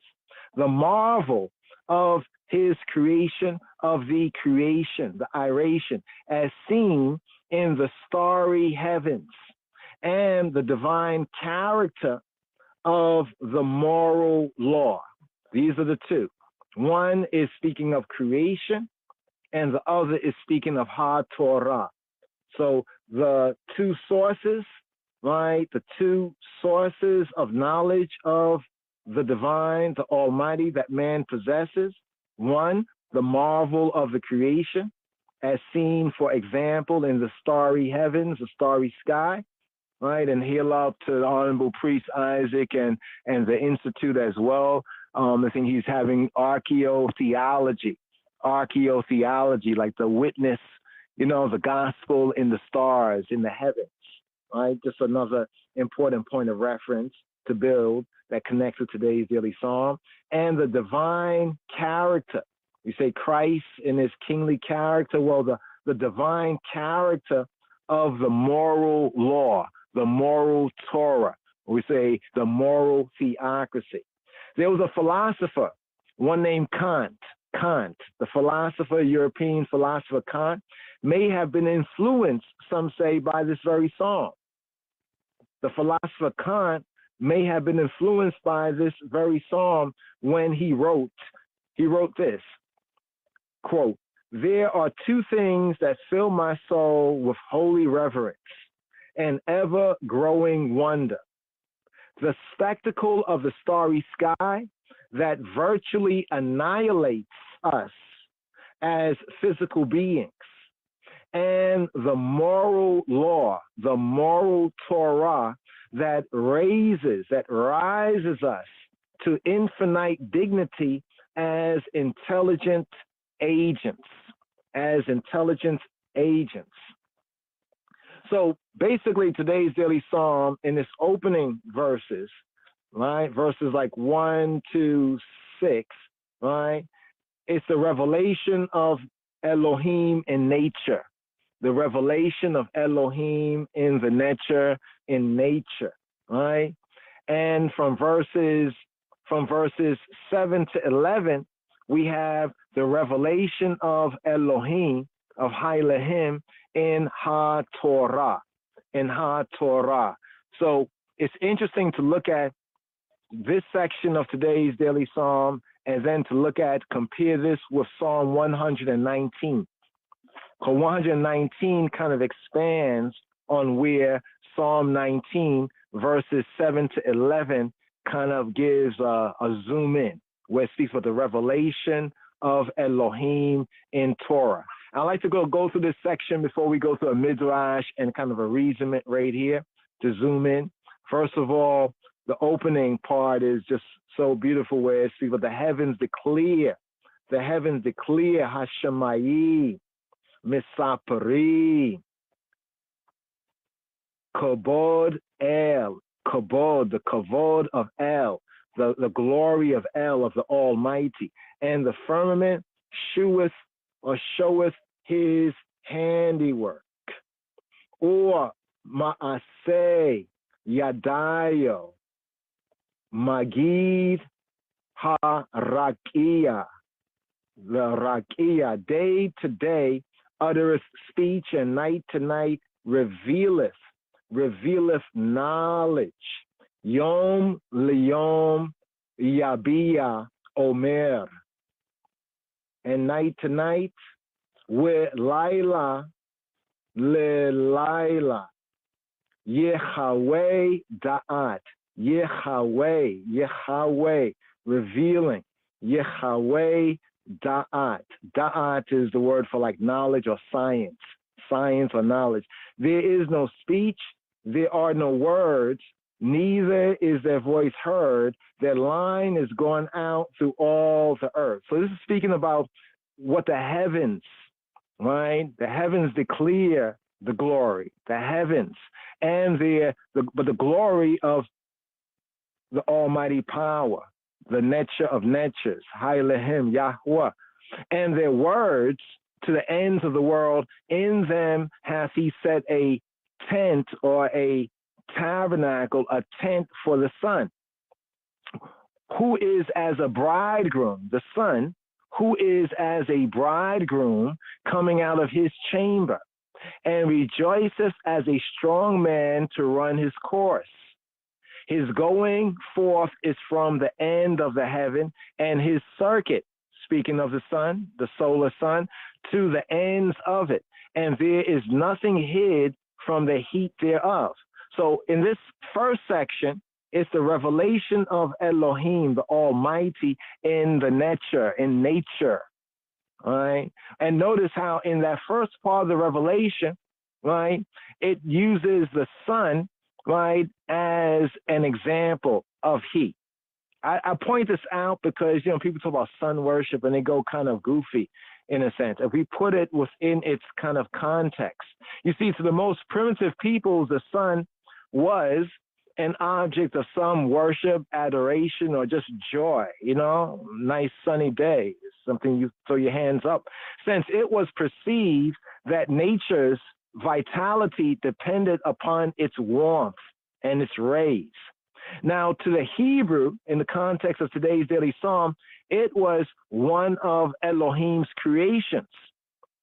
So to some other people, they might have read more into the sun because of the role the sun as a servant serves. But to the Hebrews, it was one of Elohim, the Elohim's creation. And the poet here in today's daily psalm, attributed to Dawid, the poet here images or imagines in word picture that it as a resplendent living being. This is what's interesting, that the sun here in today's daily psalm is brought out in the language as a resplendent living being for whom he had provided a dwelling place. And speaking of he, that Yahweh, that the Elohim had provided a dwelling place. Another interesting feature of the psalm is that in the opening section, the revelation of Elohim in nature, the name, the Hashem, is not mentioned. His creative, the Hebrew creative name, or the name for him as creator and as almighty powers, Elohim, right? He is the Elohim. He is the powers, right? Or he is the gods in singularity. But notice that Elohim is mentioned, right? Hashemayim, Misaparim, Kabod El is mentioned. Ha'el, Hayel, the Almighty. But then when it speaks from verses 7 to 11, the second witness, the revelation of Elohim in Torah, you note this change? So in the first 6 or so verses, only El of the Elohim is mentioned. El, Almighty, power, Hayel, power is mentioned. But then when we get to verses 7 to 11, speaking of HaTorah, we have Yahweh being mentioned. Let's go to this right here. Yes, right here. Looking at the board right here. Let's go through these verses here to show the significance of these two witnesses. That means there's a witness to the Almighty, both in creation and in the heavens. And there's a witness to the Almighty, Yahweh, Jehovah, right, within HaTorah. The law of the Lord is perfect, restoring the soul. The testimony of Yahweh is sure, making wise the simple. Here in the Hebrew, Torat Yahweh, Temima, Me Shibat Nafesh. The Torah, Torat Yahweh, of he who be, who he be, Temima is perfect, meaning that it doesn't have more, it doesn't have less, it's perfect. It's like just right. Temima is complete in that sense. Me Shabbat, restoring or returning Nafesh, the soul, the psyche. The testimony of Yahweh is sure, making wise the simple. Edut Yahweh, Ne'emana is sure, it is amenable, it is creditable. Ne'emana from the Amen, it is sure, it is faithful, it is creditworthy. Ne'emana for show, always faithful, always ne'emana for show. Machkimat peti, machkimat has to do with hakma. Hakma is wisdom. Machkimat to hakamat, to make wise the petty. Petty is simple, or in a certain context, it can mean like the open-minded. So in this first verse here, of these verses in this section, verse 7, we have Torah, right? Torat Yahweh, the Torah, the directions, instruction of he who be, who he be. Now, it's interesting because the Torah, in its direct sense, is she. The Torah is she. The Torah is likened from a Hebrew perspective to be likened to our first teacher, our mother, the Torah. Hear the instruction of thy father, forsake not the Torah of thy mother. So the Torah is a feminine word. So the Torah of he who be, who he be. Instruction, direction. What does it do, Chabarim? What does it do? Right? Mishabat, to return, to restore. Nafesh, the soul, the psyche. As Elohim himself does, even in Psalm 23, he restores my soul. The Torah restores the soul, refreshes and fortifies man's spirit, man's iris. The phrase here, restoring the soul, Mishabat Nafesh, it is used of satisfying hunger, satisfying a hunger, those who hunger and thirst after God's righteousness. Lamentations chapter 1, verse 11 and verse 19. And also this phrase of restoring the soul, Mishbat Nafesh, it's of comforting one in distress, in downstress, in distress. Lamentations 1:16. So we have in this first verse, Torah of Yahuwah. Notice everything that's of the Lord, of Yahuwah in these verses.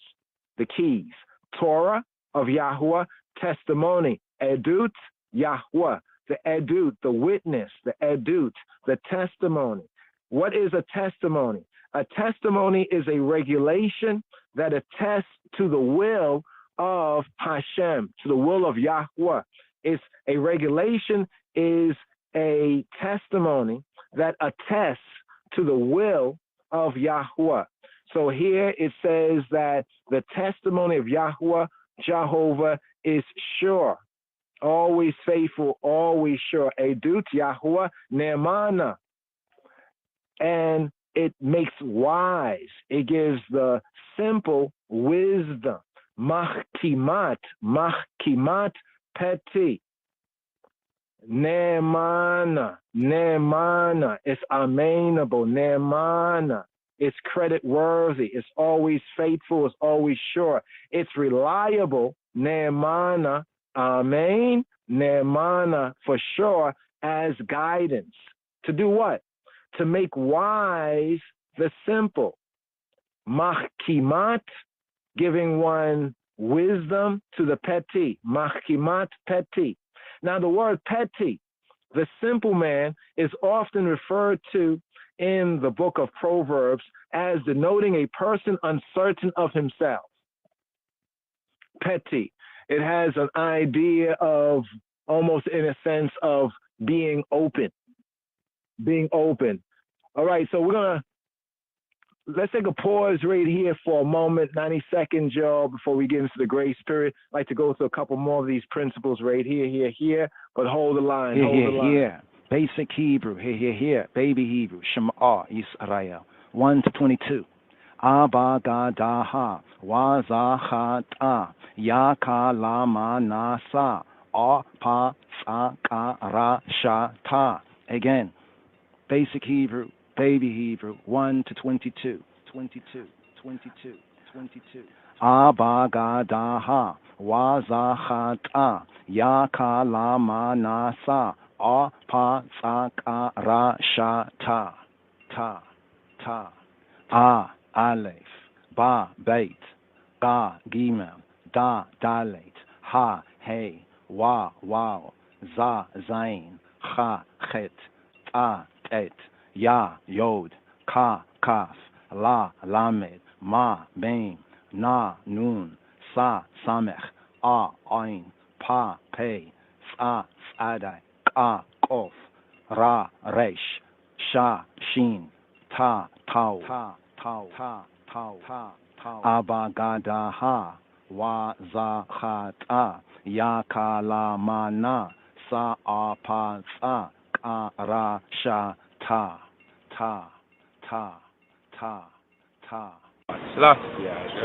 Rastafari. Abagadaha, Wazahata, Yakalamana, Sa'ipatsa, Warashata.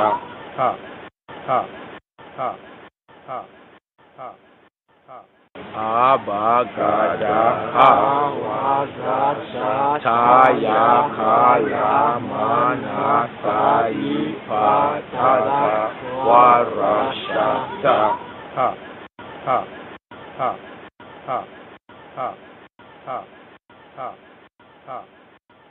So right here. So here we're looking at the second section, today's daily Psalm, Psalm 19, that theme, the witnesses to Elohim, to the Almighty, to the Creator, to the blameless Creator, to the Almighty. Two witnesses. Here it brings out the two witnesses to the Elohim, to Ha'el, the Almighty power, namely nature, the revelation in nature, particularly pointing in today's psalm here to the heavens, right?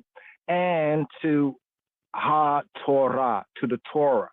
As we've been pointing to verse 7 here, the reading is maybe a little bit different in some words. We're looking at the Hebrew here, the Tehillim here, but we're at verse in the KJV Bible, verse 7, right? And verse 7 to 11 is the second of the two witnesses. The first of the two witnesses of the Elohim is in nature, in the natures. The second is the revelation of Elohim in Torah. And pointing to verse 7, right? We're going to point to verse 7, right?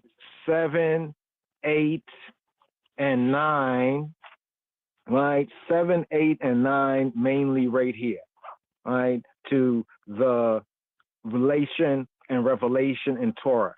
So Torah, as we pointed out, the law of the Lord, or Torat Yahuwah, Tamima, Mishabat Nafesh, Edut Yahuwah Ne'emana, Mahkimat Peti. The Torah of Yahuwah is perfect or complete, perfect. Mishabat Nafesh, restoring the soul. The Edut of Yahuwah, the testimony of he who be, Ne'emana, like the Amen is there at the root, Amen, right? To be sure, to be faithful, right? Ne'emana, sure, Ne'emana, Mahkimat Peti, Mahkimat, making wise, right? The Hakma, Hakma, Mahkimat Peti, making wise the simple. Now, the simple man is often referred to in the book of Proverbs, the Mishle Shlomo, the Mashlim, the Proverbs of Solomon, as denoting a person uncertain of himself in the book of Proverbs. His heart, and heart sometimes relates to like the mind, right? Sometimes the more emotional mind, but his heart is open. So literally is the word peti, right? To be like open, right? His heart is open. His mind is open to influences, both good and bad, and therefore needs instruction and discipline. So the connection here, even in studying the Psalm right here, the Hebrew use of the term peti and mahkimat peti, making wise the peti. Peti in the Hebrew means to be open, but it's often a term for the simple. The sense of it is that his heart or his mind is open, peti, to influences, both good and bad. And therefore, in the context of Proverbs, the manual for disciples, needs instruction and discipline. So just in this one verse here, in the second of the two witnesses of Elohim, right? The revelation of Elohim in Torah. Let's go to the verse 8 right here. KJV wise, it's verse 8. In the Hebrew, it's verse 9. But here, the precepts of the Lord of Yahuwah are right, rejoicing the heart. The commandment of Yahuwah, of he who be, is pure, enlightening the eyes. Pikudei Yahuwah, Yesharim, Me Samchei Leib, Me Samchei Leib, rejoicing the Leib, the heart, the precepts. Here we have Pikudei, right? Pekudei. Remember, we have a Torah portion known as Pekudei, also pointed as Fikudei. Fikudei Yahuwah, the precepts of he who be, Yesharim, are upright.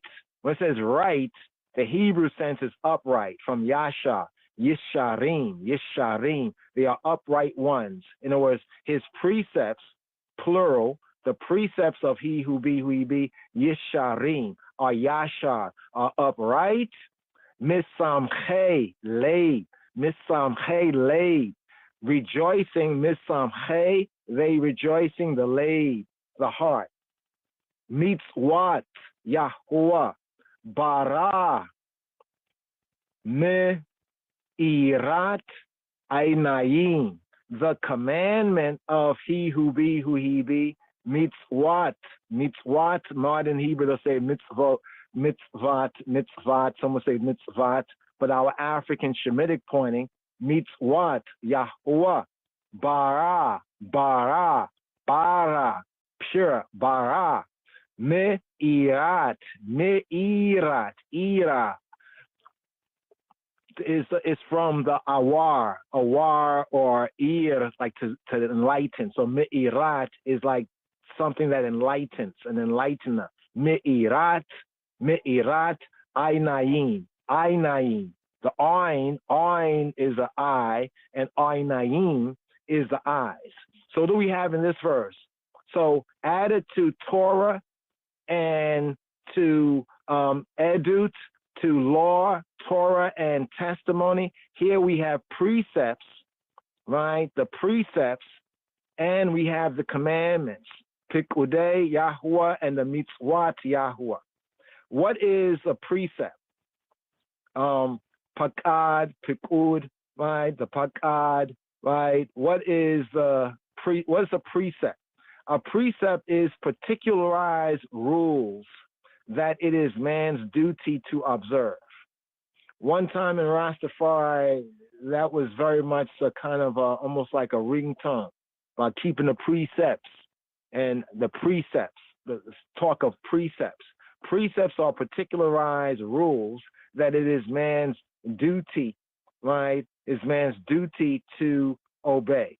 You know, like for example, if one could grow a beard, right? Not all men can. The beard would be considered like a precept in that sense, just to point out certain basic things, not to round the corners of one hair. That's a head. That's a precept as well, you know, just to bring out the sense of precept. But it says his precepts, right, it rejoices the heart, rejoicing the heart. Misamche, lay, right? Samach, happiness. Misamche, rejoicer of the lay. They bring inward happiness, which flows from a clear conscience. So his precepts of he who be are right, are yisharim, are upright. Misamche, they are rejoicers of lay, the heart. And the Hebrew sense is like sometimes heart and mind. It's kind of a connection. When they say heart, it's not just speaking of the heart like we might see it today, but it's in the sense of like one's mind state as well. So they bring inward happiness that flows from a clear conscience. What about the mitzvot? Mitzvot, right? Or mitzvah, some would say. Do a mitzvah, commandment. These are L's imperative. Ha'el, a highlyized imperatives, right? This is the general term for law in the sphere of religious life. So in the sphere of the spirituality, the commandments is the general term for law. And the word you call law, that's Torah, from a Hebrew perspective, is directions, instructions. So Elohim's imperative, ta'aseh, to do, lo ta'aseh. So we have the positive commands and the negative commands, but collectively they are known as the mitzvot, right? The mitzvot, right? The commandments in its collective terms. And these are the general term for that which is in we could say the spirituality life, our spirituality, like the 10 words, to say the 10 commandments, so to say. But what do they do? According to the Psalm here, it says the commandments of Yahuwah, of he who be, Almighty, is pure. Bara, mitzvot, Yahuwah, bara, me'irat aynayim, they enlighten, they give light to the eyes. They are bara, pure, right? Me'irat, enlightening, aynayim, the eyes. The adjective pure is used of the sun. So the word bara as it's used here, barah, right, for hey at the end, not bara. In the beginning, bara, that's for aleph at the end. It sounds similar, but, it's two similar words. One word for create and this word for pure, barah, right? Barah is used in Song of Songs of Solomon. I think Song of Songs chapter 6, verse 10, it's used of the sun. Now notice something, that we have sun in the first of the witnesses of Elohim, nature. And then we have this adjective for pure that's also used of the sun in Song of Songs of Solomon, chapter 6, verse 10. Why? As the sun is the light giver, as the sun is barah, the light giver, right, to the world, the light giver, the giver of light, illumination to the world, physical illumination. So the commandments, the mitzvot, the commandments of he who be, are light giving to man in his search for the right way of living, for the right way of his liberty. So the connection right here. So we have these here: Torah, law, direction, instructions, testimony, precepts, commandments. Verse 9, right here. The fear of Yahweh is clean, enduring forever. The ordinances of Yahweh, of he who be, are true. They are righteous altogether. So here we have Yirat Yahweh, the Yirat, the fear, the reverence. Yirat Yahweh, Tehora, clean, Tehora. Omedet La'ad, Omedet, standing. Literally in the Hebrew, Omedet means like standing, right? To stand. Omed, right? Amad, to stand. Omedet, standing. La'ad, standing for ad. Ad would be like going on, like to say, almost like forward, la'ad, and onward, in sense of the Hebrew. Translated often as forever. Here, the more bringing out the translation, not so much the fear, the word fear, there's different words that all get translated as fear in the English. Here, the Hebrew sense of yirat from yara. Yara has a sense of reverence, as you say, respect. That's the sense of the fear. It's a reverence, like a reverence of he who be, right? Coupled with like a hatred of that which he who be does not respect. In a sense, in the Old Testament sense, yirat could be also defined as, quote, religion. Not as religion today, but as their reverence was a qualification of their, as people say, their religiosity, their, quote, spirituality. Yirat Yahuwah, the reverence of he who be, Tehora, clean, Tehora, Omedet, standing, La'ad, standing, going on. It's continually standing. It forever stands. That's the sense. It's clean and it continually stands. The reverence of him as expressed in the carrying out of his ordinances. What he says ta'aseh, to do, the positive commands, and what he says lo ta'aseh, not to do, to not to do.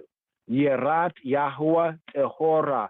Now the Tehora sense often is used in the scriptures like teru in Amharic, teru, from the same African Shemitic root. Here we have Tehora.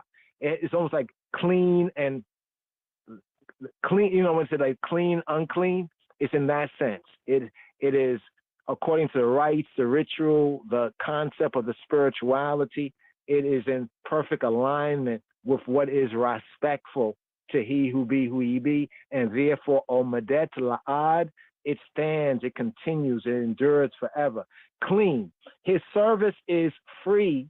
The true service of he who he be is free of debasing and obscene rites and rituals, such as were connected with other people's spirituality, idolatry, or what have you of the other nations, vis-a-vis Yisrael Yasharala.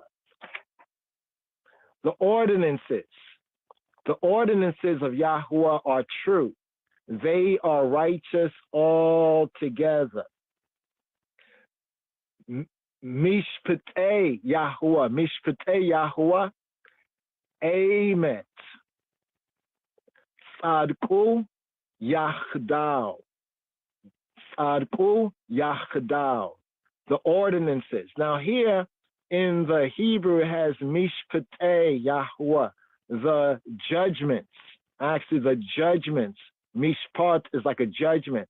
So Mishpatei is to say the judgments of Yahuwah. So these two go together. Mishpatei is incomplete. The judgments of who? Mishpatei Yahuwah. The judgments of he who he be. Emet. Right? Like that martyr of Iron Eyes here in the Americas. Emet Till. Emet means true or truth. So the judgments of Yahuwah are truth. The judgments of Yahuwah, of Jehovah, are true. Mishpatei Yahuwah Emet. Tzadku. They being righteous, they righteous. Tzadku, they righteous. Yachdav. All together or as one. They are righteous as one. Tzadku Yachdav. They are righteous as one. So what does this mean, Chaverim? The ordinances, the Mishpatei Yahuwah are speaking of the Mishpatim. The Mishpatim are the judgments.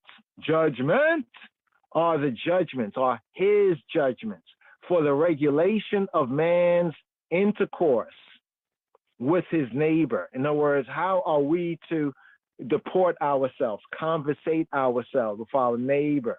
You know, if my neighbor wrongs me, right? What is righteous that I do to make up for that wrong, or vice versa? So these are his judgments.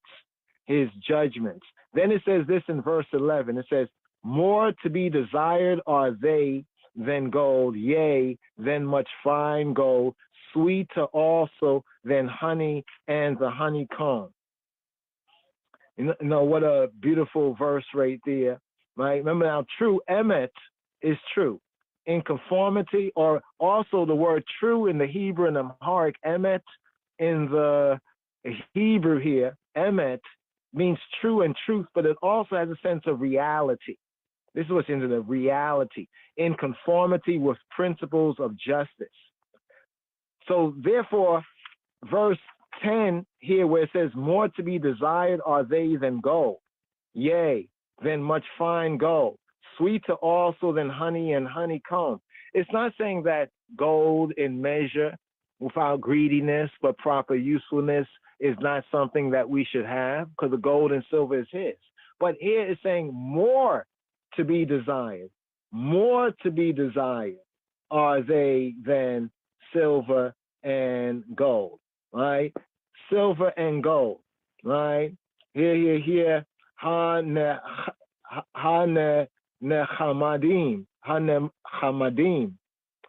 Hamad is to desire. Chomadim. Mi zahab. Zahab is gold in Hebrew. Mi from zahab. Mi zahab from gold. Mi paz. Mi paz. Paz. Paz is also gold too. So zahab is gold in Hebrew. Zahav, modern Hebrew will say zahav, right? But zahab is gold, and paz. You know where the term pazaz comes from? It comes from Hebrew. Paz. Paz is gold, but paz is like blinging gold. So zahab is gold, mi paz rab, and from nuf bling bling. That's what it's basically saying, or blinging much. Mi paz rav, right? From much fine gold or like bling bling gold. Pizzazz, they get the pizzazz, but actually come from Hebrew paz, right? Umitukim, sweet, sweet, sweet, like sweet ones.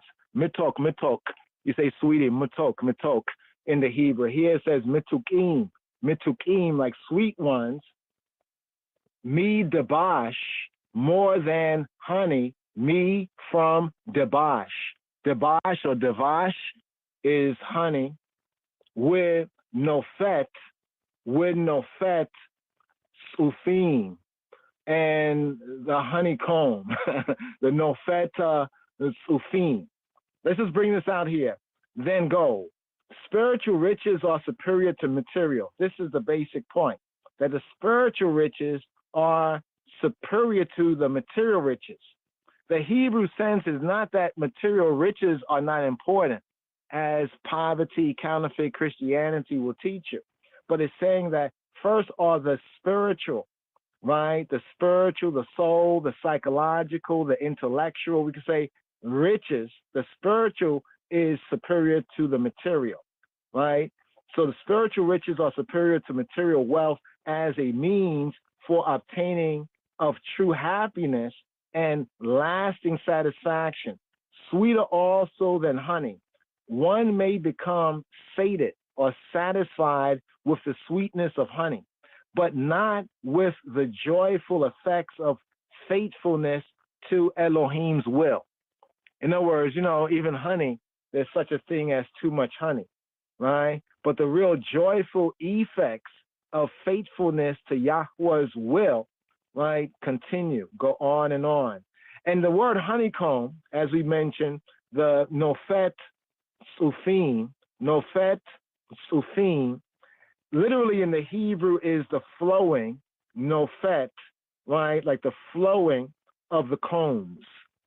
Sufim is like the combs, like the honeycombs. So literally, it's not really honeycomb, but it's like the flowing of the combs, which represents the purest form of honey, the purest form of honey.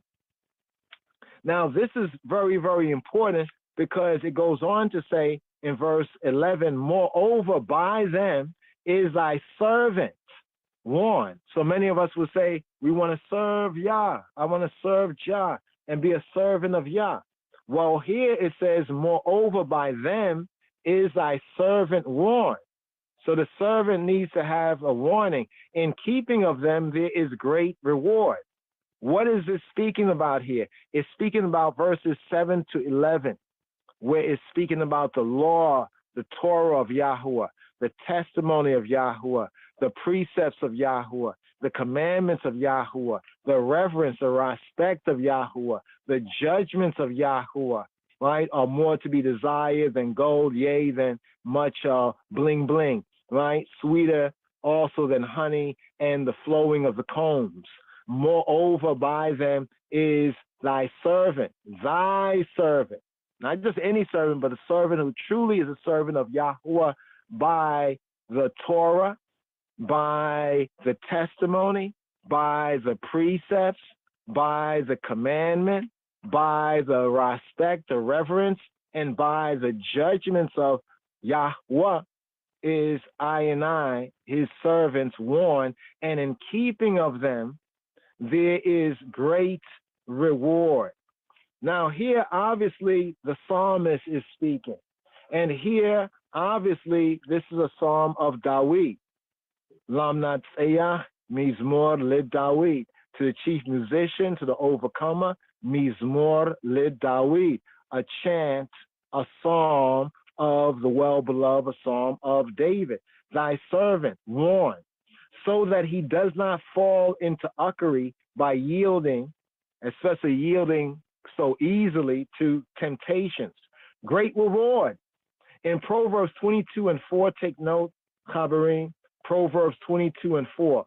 One is not a loser by shunning evil methods of gaining riches. Elohim, the true source, the true power, the true good, the true God, the nature of natures, will provide and prosper his way. So this is interesting that the connection here, right, is not just about faithfulness and holiness in that aspect, it is, but it's also speaking, right, it's also speaking towards activities in the mundane, in the world, right, even towards, wealth and riches. It's not shunning one from getting wealth and riches, but it's warning. It's warning about the right way, the way that is covenant keeping and covenant compliant and covenant faithful, and against the wrong ways or the bad ways. But here, let me just get through this right here. Proverbs 22:4. Don't have that available. I think we left our scripts in another part of the gates right there, but downstairs. Anyway, be that as it may, Proverbs 22:4. Proverbs 22:4 was a point of reference. There's the last part of today's psalm right here. This is verses 12 to 14. Verses 12 to 14. Would like to touch on that right here. I think it's very, very important. I want you to stay tuned for when it speaks about the great transgression, because here in the Hebrew Psalms that was published during the reign of His Majesty, Jewish Hebrew Psalms that was published around, when was this published? It was published first in 1945, right? One of the older editions. In his commentary notes, when we get to the verse, keep back thy servants also from presumptuous sins, that they may not have dominion over me, then shall I be faultless, and I shall be clear from great transgression. In the footnote down here, you know what it has, brothers and sisters? The Hebrew, the Jewish footnotes, we can say, it says transgression literally is rebellion against the King of Kings. And we know at this time with their publication, it's more than obvious that they know who be the King of Kings in 1945. So it's kind of interesting in the footnote publication right there, that great transgression is rebellion against the King of Kings. Here, today's daily.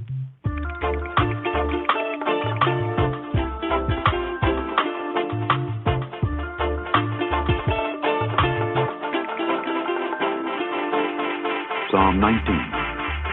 The heavens declare the glory of God, and the firmament showeth his handiwork. Day unto day uttereth speech, and night unto night showeth knowledge. There is no speech nor language where their voice is not heard. Their line is gone out through all the earth, and their words to the end of the world.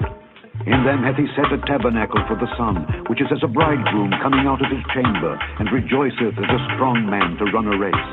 His going forth is from the end of the heaven, and his circuit unto the ends of it. And there is nothing hid from the heat thereof. The law of the Lord is perfect, converting the soul. The testimony of the Lord is sure, making wise the simple. The statutes of the Lord are right, rejoicing the heart. The commandment of the Lord is pure, enlightening the eyes.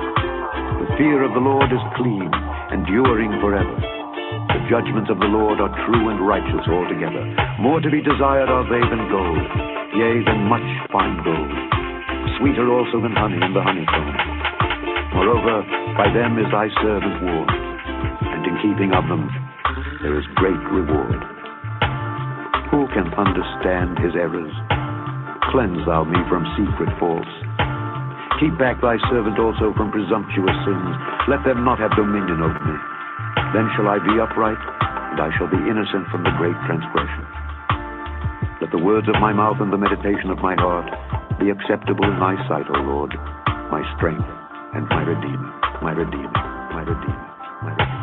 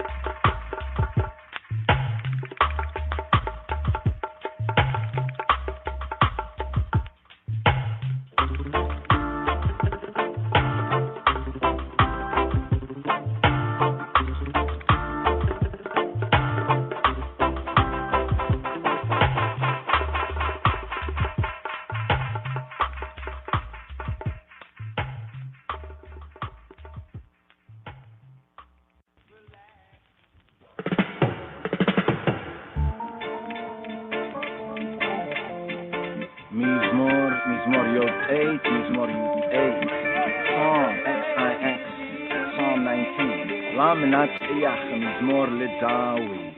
For the leader, Laminat Eyach, Mizmor Ledawi, a psalm, a chant, an Isis of David. Hashemayim Misaparim Kovod El, Ua Ma'iseya Dayo, Magida Harakia. The heavens declare the glory of El. Hashemayim Misaparim Kovod El, Ua Ma'iseya Dayo, Magida Harakia. And the firmament showeth his handiwork. Yom le yom yabi'ah omer, W'layla le layla Yehaweh da'at. Day to day uttereth speech. Yom le yom yabi'ah omer. And night to night, W'layla le layla revealeth knowledge. Yehaweh da'at. Ein omer ve'ein devarim, B'liya nishma'a kolam. There is no speech, Ein Omer. There is no word, Ein Devarim. Neither is their voice heard, B'liya nishma'a kolam. The kol ha'aretz yatzak awam, Ua bi'etzei tevela mi'alehem. La shemesha samo hela bahem. Their line is gone out through all the earth. The kol haaretz yatsa awam, and their words to the end of the world. Ua b'katzei tevela mileihem. In them hath he set a tent, a tabernacle, a tent for the sun. La shemesh, sam ohela bahem. Wifu kechatana yotzeya meyechupato, Yasisa kagibor laruta orach. Who is as a bridegroom coming out of his chamber. Wifu kechatana yotzeya meyechupato, and rejoiceth as a strong man. Yasisa kagibor, to run his course. La root orach. Miketzeya hashemayim amotayo. Uatek uafato ala kitzotam. Weheina nisatara meyachamato. His going forth is from the end of the heaven. Miketzeya hashemayim motayo. And his circuit to the end of it. Uatik ufato ala itzotam. And there is nothing hid we'eina nisatara from the heat thereof. Meya chamato. Torata Yahuwah Temima me shivata nafesha. Aiduta Yahuwah neemana machekimata teti. The law, the Torah of Jehovah, Torah Yahuwah, is perfect, temima, restoring the soul. Me shivata nafesh. The testimony of Jehovah, Aiduta Yahuwah, is sure. Neemana, making wise the simple. Macheki mata peti. Pikudei Yahuwah, Yesharima mesamachele. Mitzvata Yahuwah, bara meirata ainai. The precepts of Jehovah, Pikudei Yahuwah, are right. Yeshari, rejoicing the heart. Me'samachele, the commandment of Jehovah, Mitzvot Yahuwah, is pure. Bara, enlightening the eye. Me'irata ainai. Yirata Yahuwah, Ihorata, Omedeta La'ata. Misha Pete Yahuwah, Emetaz Adikua Yachdal. The fear, the reverence, the respect of Jehovah, Yirati Yahuwah, is clean. Tehorah, enduring forever. Omedeta La'ada. The ordinances of Jehovah, Misha Pete Yahuwah, are true. Amen. They are righteous altogether. Adikua Yachdal. Ha ne chemadim. Mi zahabu, mi pazrav, ua metukima, mi debasha, where nofetas ufi. More to be desired are they than gold. Ha nechemadim, mi zahab, yea, than much fine gold. Umi pazrav. Sweeter also than honey. Ua me tukima mia debash. And the honeycomb with no feta sufi. Gam abdeka nizahar bahem. De shamrama aikevra. Moreover, by them is thy servant warned. Dam abdeka nizahar bahem. In keeping of them, there shamram, there is great reward. Aikevra. Shigiota mia yabin, mia nisa tarota nakeni. Who can discern his errors? Shigiot miyabin. Clear thou I from hidden faults. Mia nisa tarota nakeni. Gam mia zedin. Chasota deka ala yima shlura. Aza etan. Where Nikatia Mia Pesha'arav, keep back thy servants also from presumptuous sins. Gam Mizedim Chasoka Abdeka, that they may not have dominion, over Allah Yima Shalu Abi Al Yim Shalu Bi. Then shall I be faultless as a tam, and I shall be clear from great transgression. When Atia ni pesha'arav Yehyu li'ratzon imreisi we'hegion Libi Lefanekai Yehovah Surya Wegoeli. Make the words of my mouth Yehyu Aleratzon be acceptable. Let them be acceptable. Yehyu Aleratzon. Let them be acceptable. Imreifi, the words of my mouth. Where Hegion and the Hegion, the meditation of my heart. Libi Lefanekai Yehovah.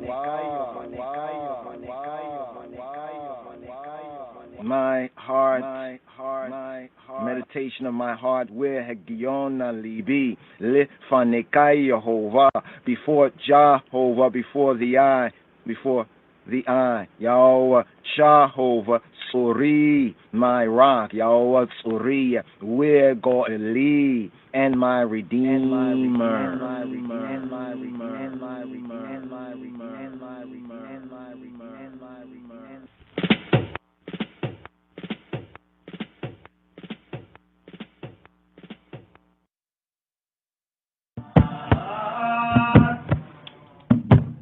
I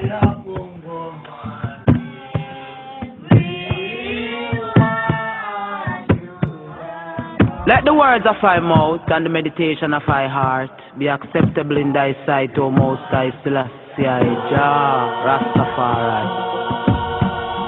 The heavens declare the glory of the Most High, and the firmament showeth his handiwork. Day unto day uttereth speech, and night unto night showeth knowledge. There is no speech nor language where thy voice is not heard. Their line is gone out through all the earth, and their words to the end of the world. Rastafari.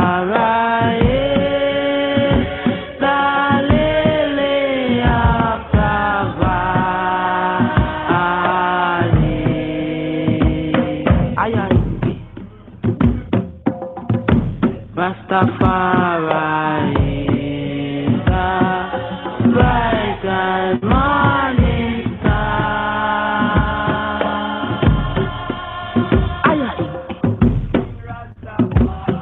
In them there's a tabernacle set for the sun, which has a bridegroom coming out of his chamber, and rejoiceth as a strong man to run a race.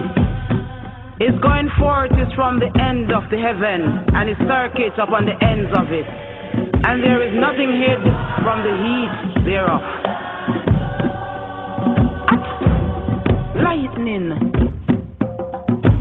Everyone should know.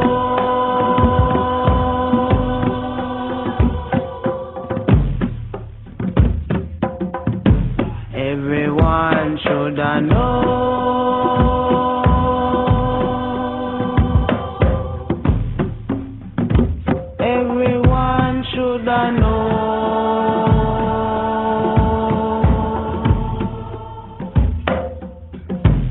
Rastafari.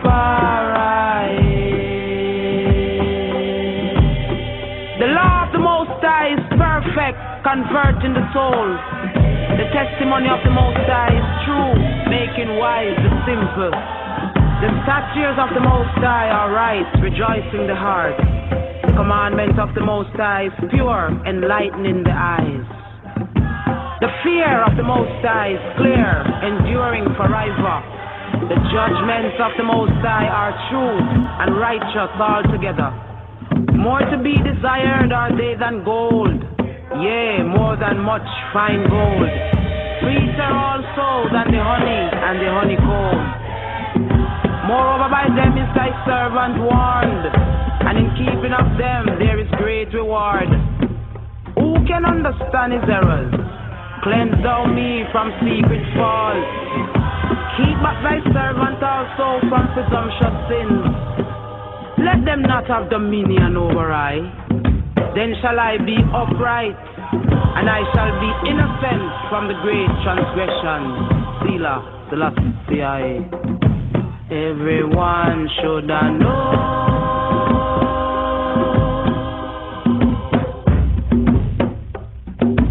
Everyone should know.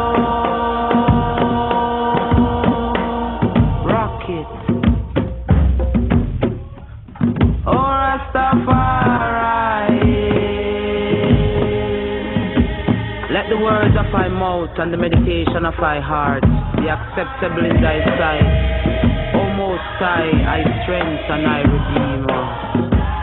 Selah, Selassie. Aya Ingi.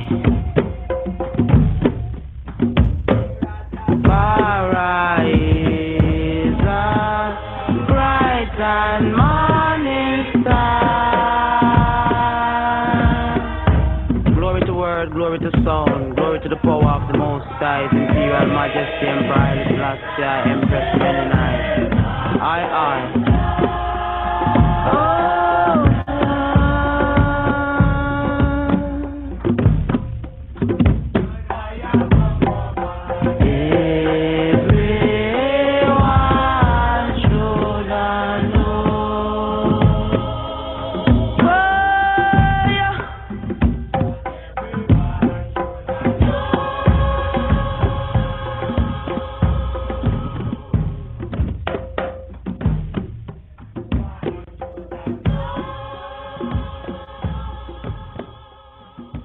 Jehovah, by them is thy servant warned. Abdika, Nishar Bahem. In keeping of them there is great reward. Bishamram, Aikev Rav. In keeping of them, Bishamram, Aikev. The result, Rab, enough. There's enough. There's enough of a result in keeping of them. So here it had pointed to the great reward, right? Aikev Rav, and it pointed to Proverbs 22:4. One is not a loser by shunning the evil, the ratchet methods of gaining riches. Ha'el, Elohim, the Almighty, Yahuwah will prosper his and I way in keeping and being warned by his way, by Yahweh, truth and life. So here in Proverbs, right, just this Proverbs, able to bring this up, Proverbs chapter 22, verse 4, the English translation here says the reward of humility is the fear of the Lord, even riches and honor and life. Here the Hebrew, Aikev, Anava, Yirat, Yahovah, Osher, V'kavod, V'chayim. Modern Hebrew reading, but let's break this down right here. Aikev, a result, a reward. Aikev, it's interesting because Aikev, we have a Torah portion called consequences, but the Akab is the heel. Remember Jacob's name, Yaakov, the heel grabber, Yaakov. But here Aikev is brought out in the sense of like on the heels of, or the consequence, or the result of. So therefore the reward. Aikev, Anava, or Anawa. Anawa is humility. Anava, modern Hebrew, Anava, or Anava. Anawa is humility. Yerat, Yahuwah. Remember, while it's pointing out the witness, the second of the two witnesses to Elohim, the second of the two witnesses, and one of the witnesses right here in verse 9 from the KJV, the fear, the reverence, Yirat Yahuwah, Tehorah, Omedet La'ad, the reverence of he who be who he be. Tehorah is clean. Omedet La'ad, it stands forever, to say like it endures forever. So here in Proverbs 22:4, it says, Aikev Anawa Yirat Yahuwah. The reward of Anawa, of humility, Yirat, the reverence of Yahweh, of he who be who he be, of Jehovah. Osher, riches, Osher with kabod or kavod, honor with chayim, and chayim and life, even riches and honor and life. Aikev Anawa Yirat Yahuwah, Osher with kavod with chayim. The reward of humility is the reverence of he who be who he be. Riches, Osher, and honor with kavod, and life and liberty with chayim. Now, some translate this as the reward of humility, and they add in the fear of the Lord is riches. In the RV, the revised versions of the Bible, you might see the translation going like the reward of humility and the fear of the Lord is riches. Others reject this because "and" does not appear in the Hebrew. But the identification of material prosperity with the Yirat Yahuwah is, some say, harsh. Like bringing out the Hebrew sense, it says the reward of humility is the fear, the reverence of Jehovah, riches, honor, and life. But some look at this and say, well, identifying material prosperity with the reverence of Jehovah is harsh. But in Proverbs 15:33, also 18:12, the sage here in Proverbs taught that before honor goeth humility, And in these passages, humility, anava or anawa, right? Anawa, almost like ana, anawa, anava. Humility means the absence of pride, as we say today, the absence of false pride. It may be that in the present verse, the writer here, Proverbs 22:4, the writer takes the term and defines it more closely as humility that is the effect of the fear of Yahuwah. Aikeb anawa yirat Yahuwah. The reward of humility, the reverence of Yahuwah. Riches, honor, and life. Riches, honor, and life. And then when we just look at the beginning of the book, 3 and 16, only got a couple of moments here, 3 and 16, we're in Proverbs right now. Proverbs 3 and 16, just to compare scripture with scripture, line upon line, precept upon precept, here a little and there a little. Here's what it says concerning wisdom, concerning she, wisdom. And remember, wisdom, she, is also connected with the Torah, she. Here we have Orek Yamim Bia Minaha. Length of days is in her right hand. Orek Yamim, Orek, long, Yamim, days. Bi Minaha, in her right hand.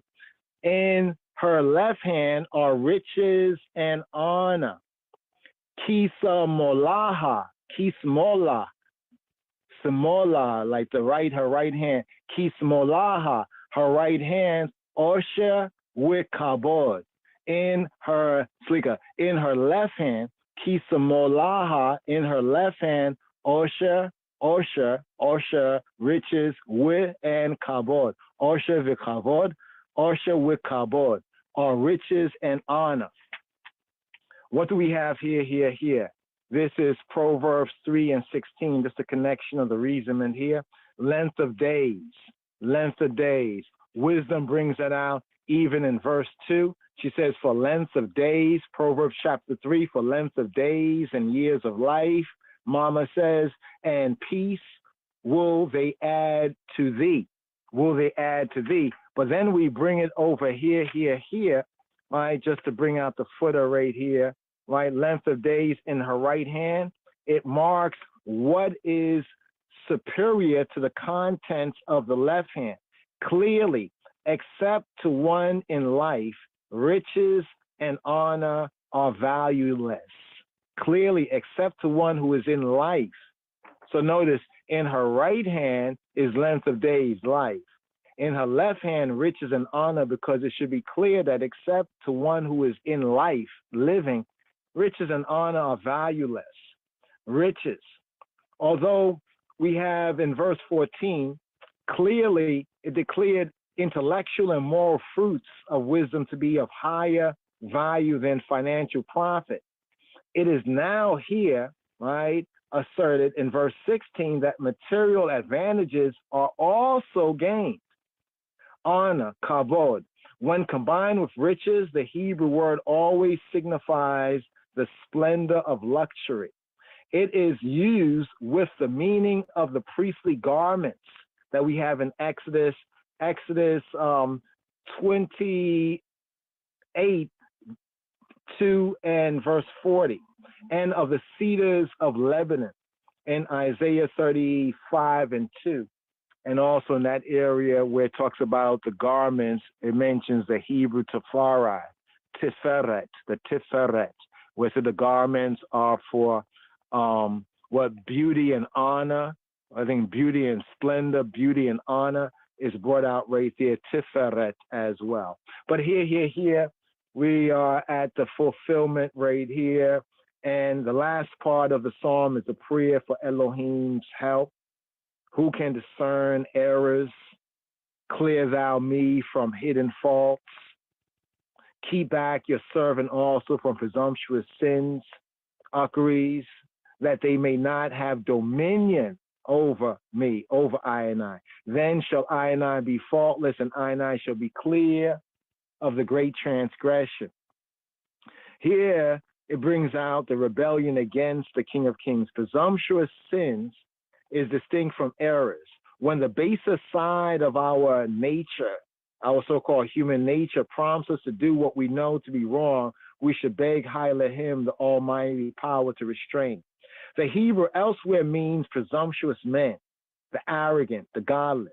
If that is the intent here, the prayer is for protection, guidance, and protection from their downpression that may lead one to doubt the almighty power. So make the words of I mouth, right? You le ratzon imrei fi we hagion libi le faneka Yahuwah Uri we koali.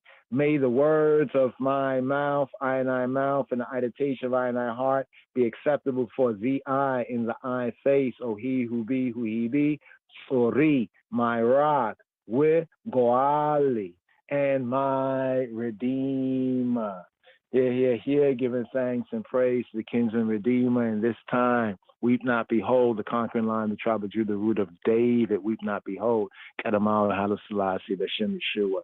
Yes, I, Rastafari, on the outro right here, just to hear the Hebrew dub-wise right here on the dub created by the Father. Shalom, Chavarim, Shalom, the Hitarot, to recite one another.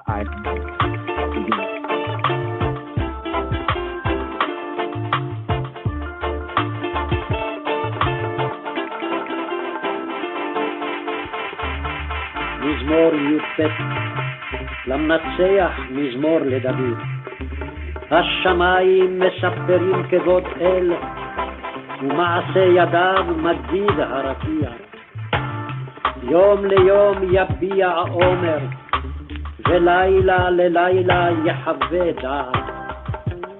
אין עומר ואין דברים ולי נשמע קולם. בכל הארץ יצא קבם ובקצה תבל מלהם לשמש שם אוהל בהם. והוא כחתן יוצא מחופתו יסיס כגיבור לרוץ אורה. לקצה השמיים מוצאו ותקופתו על קצותם ואין נסתר מחמתו. תורת אדוני תמימה משיבת נפש, עדות אדוני נאמנה מחכימת פתי. פיקודי אדוני ישרים משמחי לב, מצוות אדוני ברא מאירת עיניים. יראת אדוני טהורה עומדת לעד, משפטי אדוני אמת צדקו יחדיו. הנחמדים מזהב ומפז רב, ומתוקים מדבש ונופת צופים. גם עבדך נזהר בהם, בשומרם עקב רב.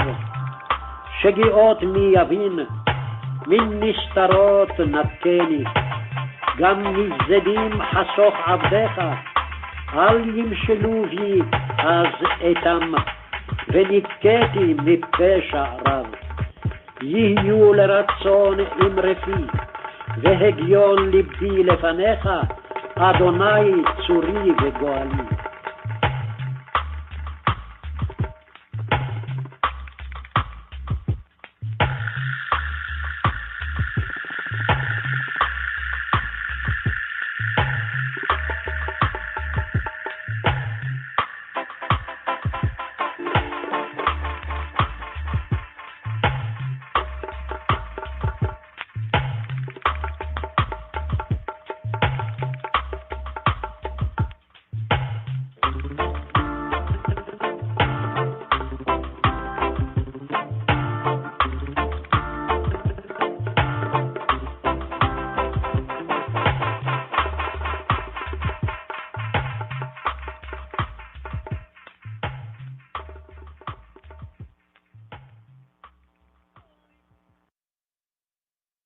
Created by the Father. Hallelujah. Rastafari. Thank you for using Blog Talk Radio. Goodbye.